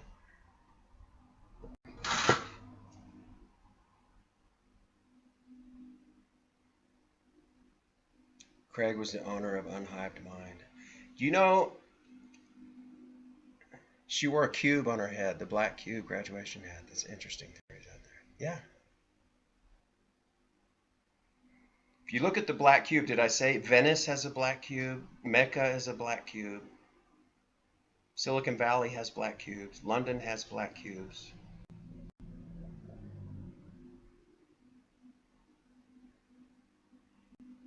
You dated men and married one. Okay. From Playgirl? Masonic breeding program. Yeah, it goes through fam. I'm going to tell, who knows who John Todd is? I'm going to blow your mind here. Who's ever heard of Lance Collins? Or John Todd?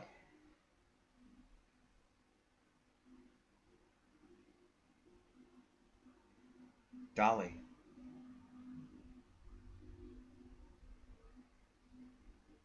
The first clone sheep. I remember there's a reason why Dolly was the name of the sheep that has to do with something, but I don't. I'll have to go back and look. John Todd. Do you remember the John Todd videos? Did you watch them? He disappeared. He was a born again Christian. He used to live in San Antonio and run the whole western half of the United States. He used to collect money. What was his company called that ran the rock and roll venues and music?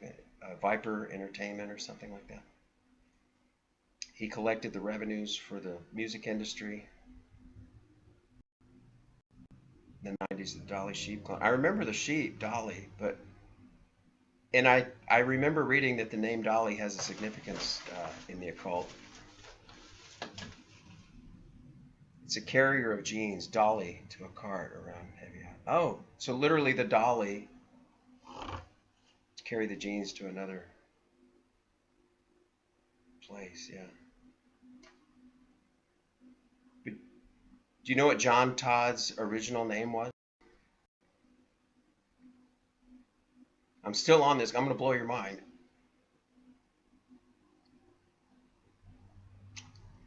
Didn't he claim rituals done on and be master god? He was the one who said, like when he was in the military, he killed his superior. He was a Collins.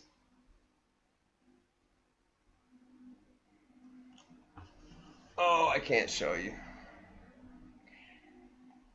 My first boss, when I graduated college, and I've got a plaque right here with his name on it. I'm not going to show it to you because it's got my real name on it and the company name and everything. He was a Collins, and I remember sitting in his office, and one day he told me that he had an older brother named Lance that was much older than him, almost a full generation, to where he remembers he was an adult when my boss was a toddler. And his brother Lance, they lived in Ohio, or Illinois. I think it was Ohio. Which, if you look up the 13 bloodline families, the Collins are from Ohio. Okay, my boss was Collins. He's from Ohio, and with two L's. His older brother was Lance, and I remember him telling me, "Yeah, my brother, he's almost a full generation older than me, and I remember as a toddler him being around, but then he disappeared, and we don't ever know what happened to him." Lance. And I thought, that's sad. Sorry to hear that. And now I'm thinking back, I'm like, oh my God. And if you knew what I was doing, I was selling vaccines for a company in New Jersey. We were actually talking about making a human product for H1N1 in 1994. I was actually told by Lance's younger brother, who was my boss, that who would be the vice president of the United States 4.5 years before he became the vice president of the United States. And who was on our board, by the way, who came from the Defense Department. I'm not going to say his name. You know who I'm talking.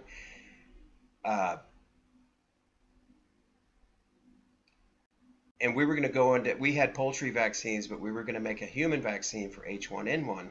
And at a sales meeting, we were in Florida, and I asked the head pathologist, and I said, what is H1N1? I said, the birds have H1N5, but what is and he said, oh,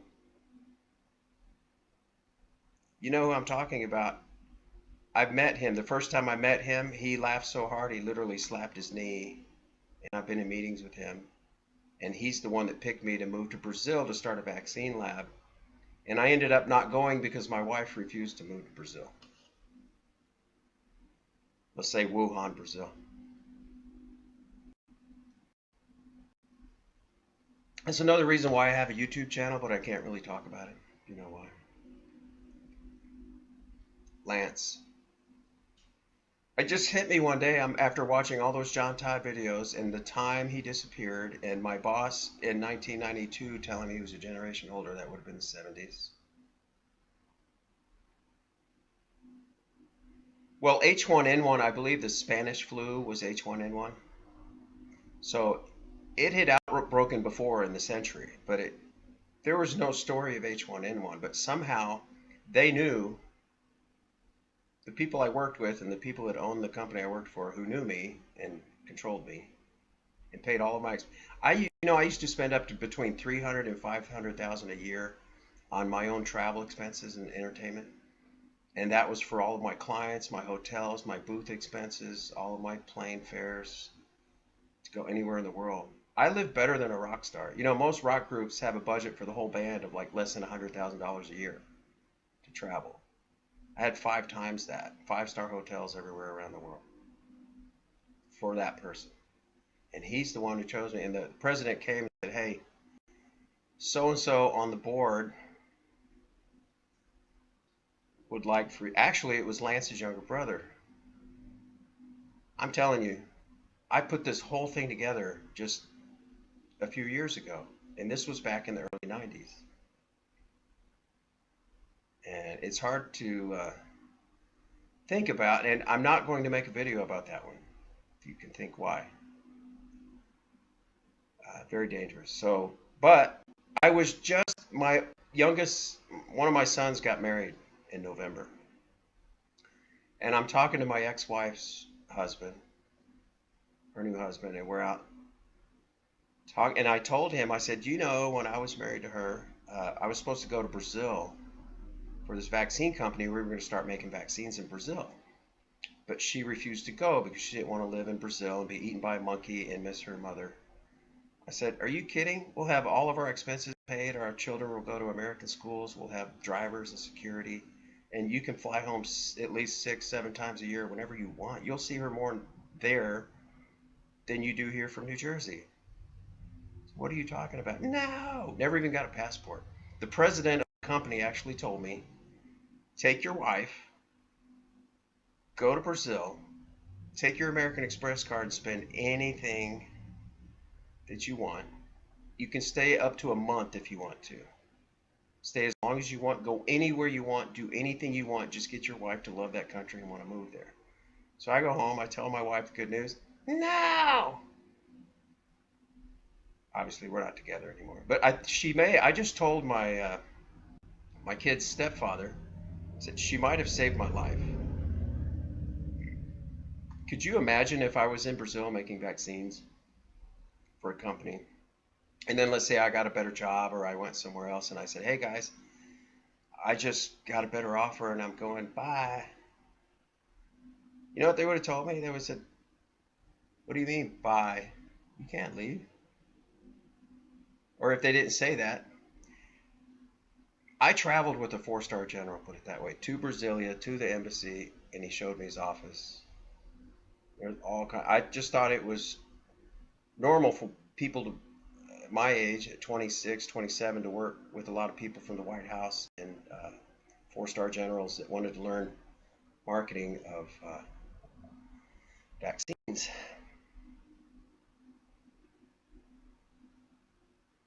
South America is Mandela for many. I've been there. My first trip to South America was in '84, and I lived there for 2 years. Yeah, Brazil, South America. You've heard of Operation Condor?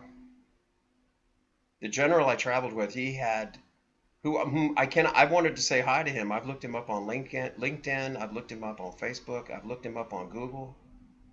I can't find him anywhere. He's just, maybe there's a program where anybody who's a 4-star general and above, you can't find them and contact them.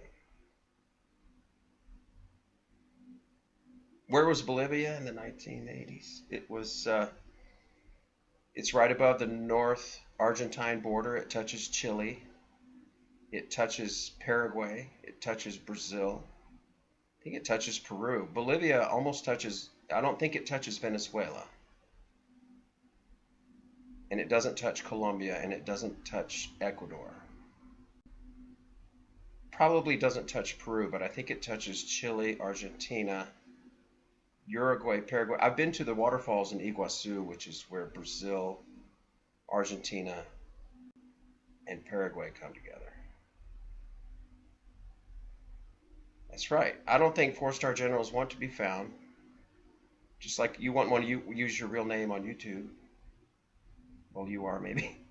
But uh, yeah, they probably just to protect him, keep them off the grid. But literally, he's a nice guy. He liked me and I liked him. We hung out. He showed me, I was watching the military channel and they talked about these prisms they put in glass for spying on people. And with the spectrum photometer, they can listen to a conversation in a room by pointing this gun at glass. He showed me that in his office, and he pointed at the Russian embassy across the way. In Brasilia, if you're in the American embassy, the building next door to the American embassy is the Russian embassy. And he said, we had the prisms in our glass, and they had the prisms in their glass. And we used to point them at each other and insult each other all day whenever we got the guns out. And he said, that's what we did. Has the South American map changed lately? I know South America seems to be further to the east, but the time zones are what I remember. The time zones haven't changed. I'll have to look at Bolivia, but I was just there in Bolivia 8 years ago. I'm telling you, if you're single and younger and you know how men go like to Russia and they get these Russian brides. If you want an absolutely drop dead gorgeous model, Latina, go to Bolivia. That's the center. That's like the Milan of Europe for South America. Believe it or not, Santa Cruz, Bolivia. If you go there and just walk around as a man, you can't get your jaw off the ground. Yeah. And they're listening now. Hi, Spice. Yeah. The funny thing was I was shown these prisms in the glass back in like early 90s, and I saw it on the military channel like in 2006. And I told my kids, hey, I knew about those 20 years ago. General showed them to me, and they're like,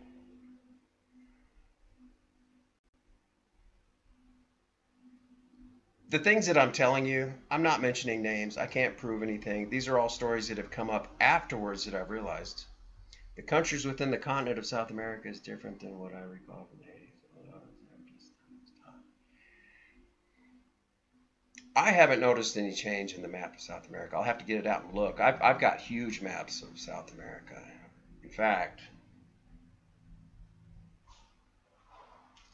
I've got my Harley Davidson touring handbook. Maybe it's got South America. South America. Page 880. Well, I'm not going to get that, but I'm going to look into it. Here's the South American map. There's when I owned my Harley, I got this map book. So it's like if you own a Harley and you're going to take off and go. I've always wanted to drive from here to like Buenos Aires or Santiago, Chile.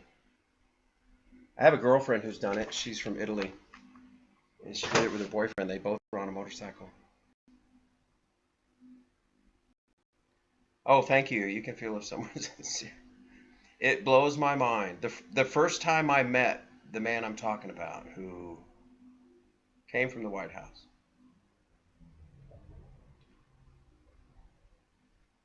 I went actually to Lance's younger brother, Colin's guy, and we were at a show in Atlanta, Georgia, in Marriott.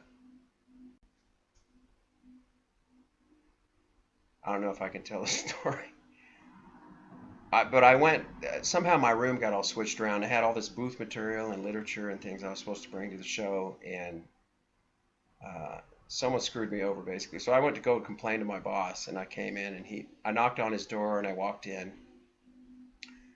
and I said, hey, so-and-so, rah, rah, rah, rah, rah. And he goes, hey, well, Alex, he goes, meet the board of directors. And I look, I go, oh, hey, everybody. And this guy we're talking about from the White, he was slapping his knee. Just laughing his head. The first time I met him, he was slapping his knee laughing. And then I was invited to sit on the couch and talk to them. But then subsequent after that, I was in several meetings with them. I can't say nothing ever happened. Nothing. I never noticed anything. Nothing was shady. We didn't do anything illegal. But it appears if you just put the circumstantial evidence together of all these people hanging around a vaccine company, they may have had some purposes, but I didn't know about them. So I can't testify to that. I can just say I know them and they know me, which is why I'm not going to talk about it.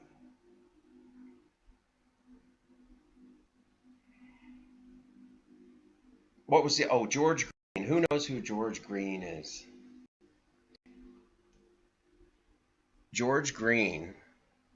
How long have we been on? 2 hours.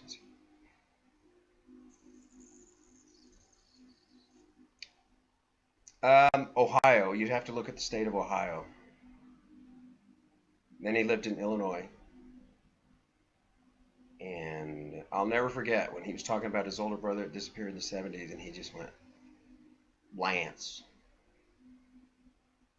He's like, I never really knew him. You know, I can't tell you much about him. And it wasn't until decades later on social media, I'm like, wasn't his brother's name Lance? And weren't we making vaccines? Didn't we have a bunch of people from the White House? Didn't they want us in? You know, I just started. Have you ever seen the movie The Usual Suspects? At the very end, when you figure out all the people in the story and all the names were right off the desk of the investigating officer, and the wall behind him on his bulletin board, objects in the room. I've had that same moment where I'm just like,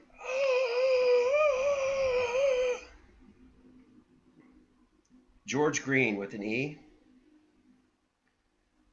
GG. George Green is a man who was working for the White House, creating banks, and he was told to work under Jimmy Carter. And he came out, and he has a website called something Truth. No Hoax. Look up No Hoax. George Green. When I first found him, I was looking up actually how to build a anti-gravity craft in my garage. And there was a guy who had this ring where he removed a magnet and he could make the top underneath it spin indefinitely. Kobayashi. You know, I'm about 2 miles from Kobayashi Road here near NASA. I know Kobayashi. He was around when I was a kid. You know, these names keep popping. You know, my father worked there. I know people who ran the shuttle program. When the Columbia exploded over Texas and Louisiana, I heard the explosion in Dallas. It woke me up that morning. And when the guy who appeared on television, who was the director of the entire orbiter project, which is what they called the space shuttle, it was Ron. I used to work with Ron in church, and we used to run the scout program. I've camped with Ron, and he went to work for Rocketdyne after that, after the O-ring failure. You know, and my father was working at Mission Control, and I know directors, and I know people who ran the shuttle program. I remember during the Apollo programs when I was a kid, my best friend's father worked at NASA, and he eventually became one of the deputy managers of the orbiter project, which means he was in charge of space shuttles. And he's on my Facebook, and we talk about flat Earth and the fact that the Apollo missions we never went to the moon. But so anyway, let me tell you about George Green. He mentioned a fact that just blew my mind. He said, when he went to these meetings, I think he was in Vail, Colorado. He talks about Ted Kennedy sitting next to him, and his daughter, George's daughter, had gone with him, and she was in her young 20s, and she was a very beautiful girl. And Ted said something to him like, "Wow, I'd like to blah, blah, blah, blah." And George said, "That's my daughter." And Ted said, "I don't care." He tells this story if you look up George Green. Look up George Green on Project Camelot with Carrie Cassidy. I don't really watch Carrie Cassidy or trust her, but her interview with George Green is interesting. What he said, I think he's driving an SUV and he's got someone's in the back seat filming, and he says, "You know these people that have the banks and everything," he says, "they carry 5 gold coins in their pocket.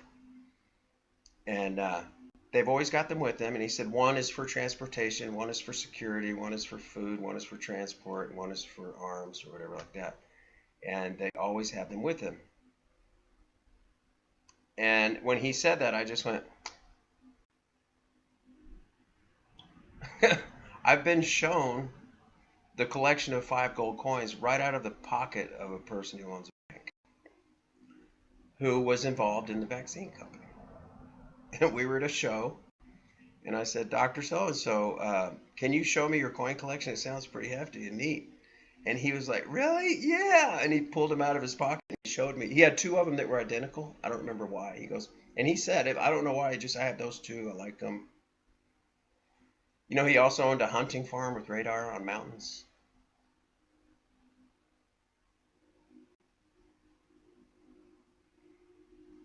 This is my life, you know.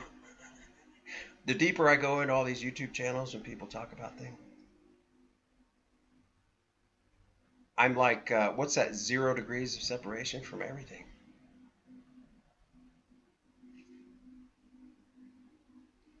And you want to tell people and warn them, but you can't just run out in the street and go, hey, I'm 0 degrees from all this stuff. This is other day. 5, interesting. Took a picture of a ladybug with 5 dots on it. Yeah. Why 5? Well, the 5 points, right? It just blows my mind when I hear things like George Green saying, hey, they all carry 5 gold coins. This guy was a doctor and he did own a bank, and he was involved in the public company on the American Stock Exchange, which made genetic products. But like I've said, I never saw anything illegal. These people were nice people. They were friendly, they were funny, they're witty, they're smart.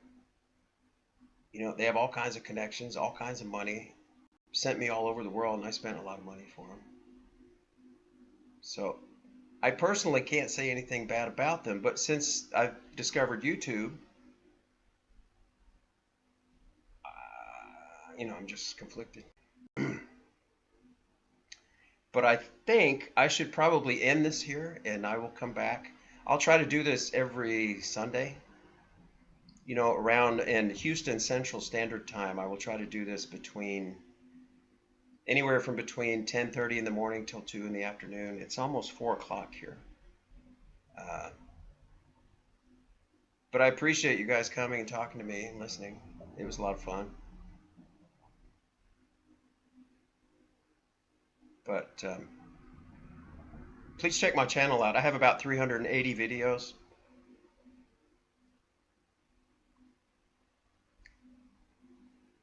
These celebs believe in Jesus Christ, but their contracts no. Exactly. Thank you. Thank you. Thank you for coming. Thank you for sharing.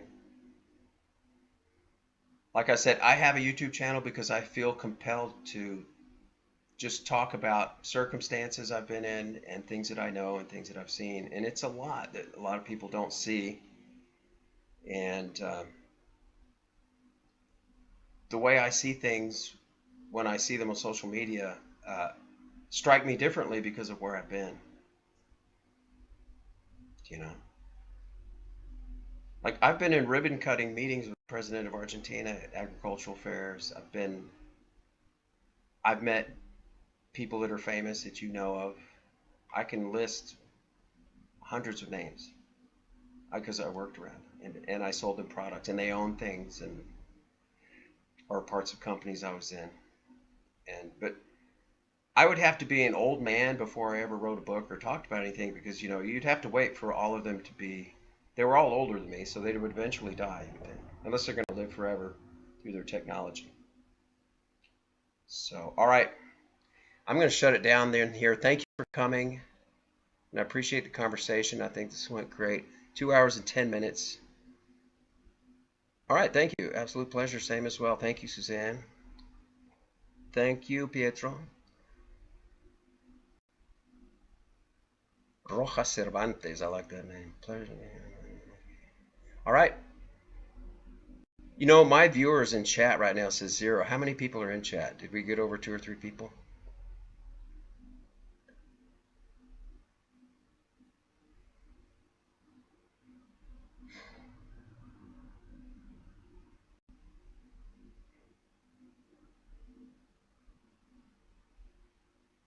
All righty. Ciao. Molto bene.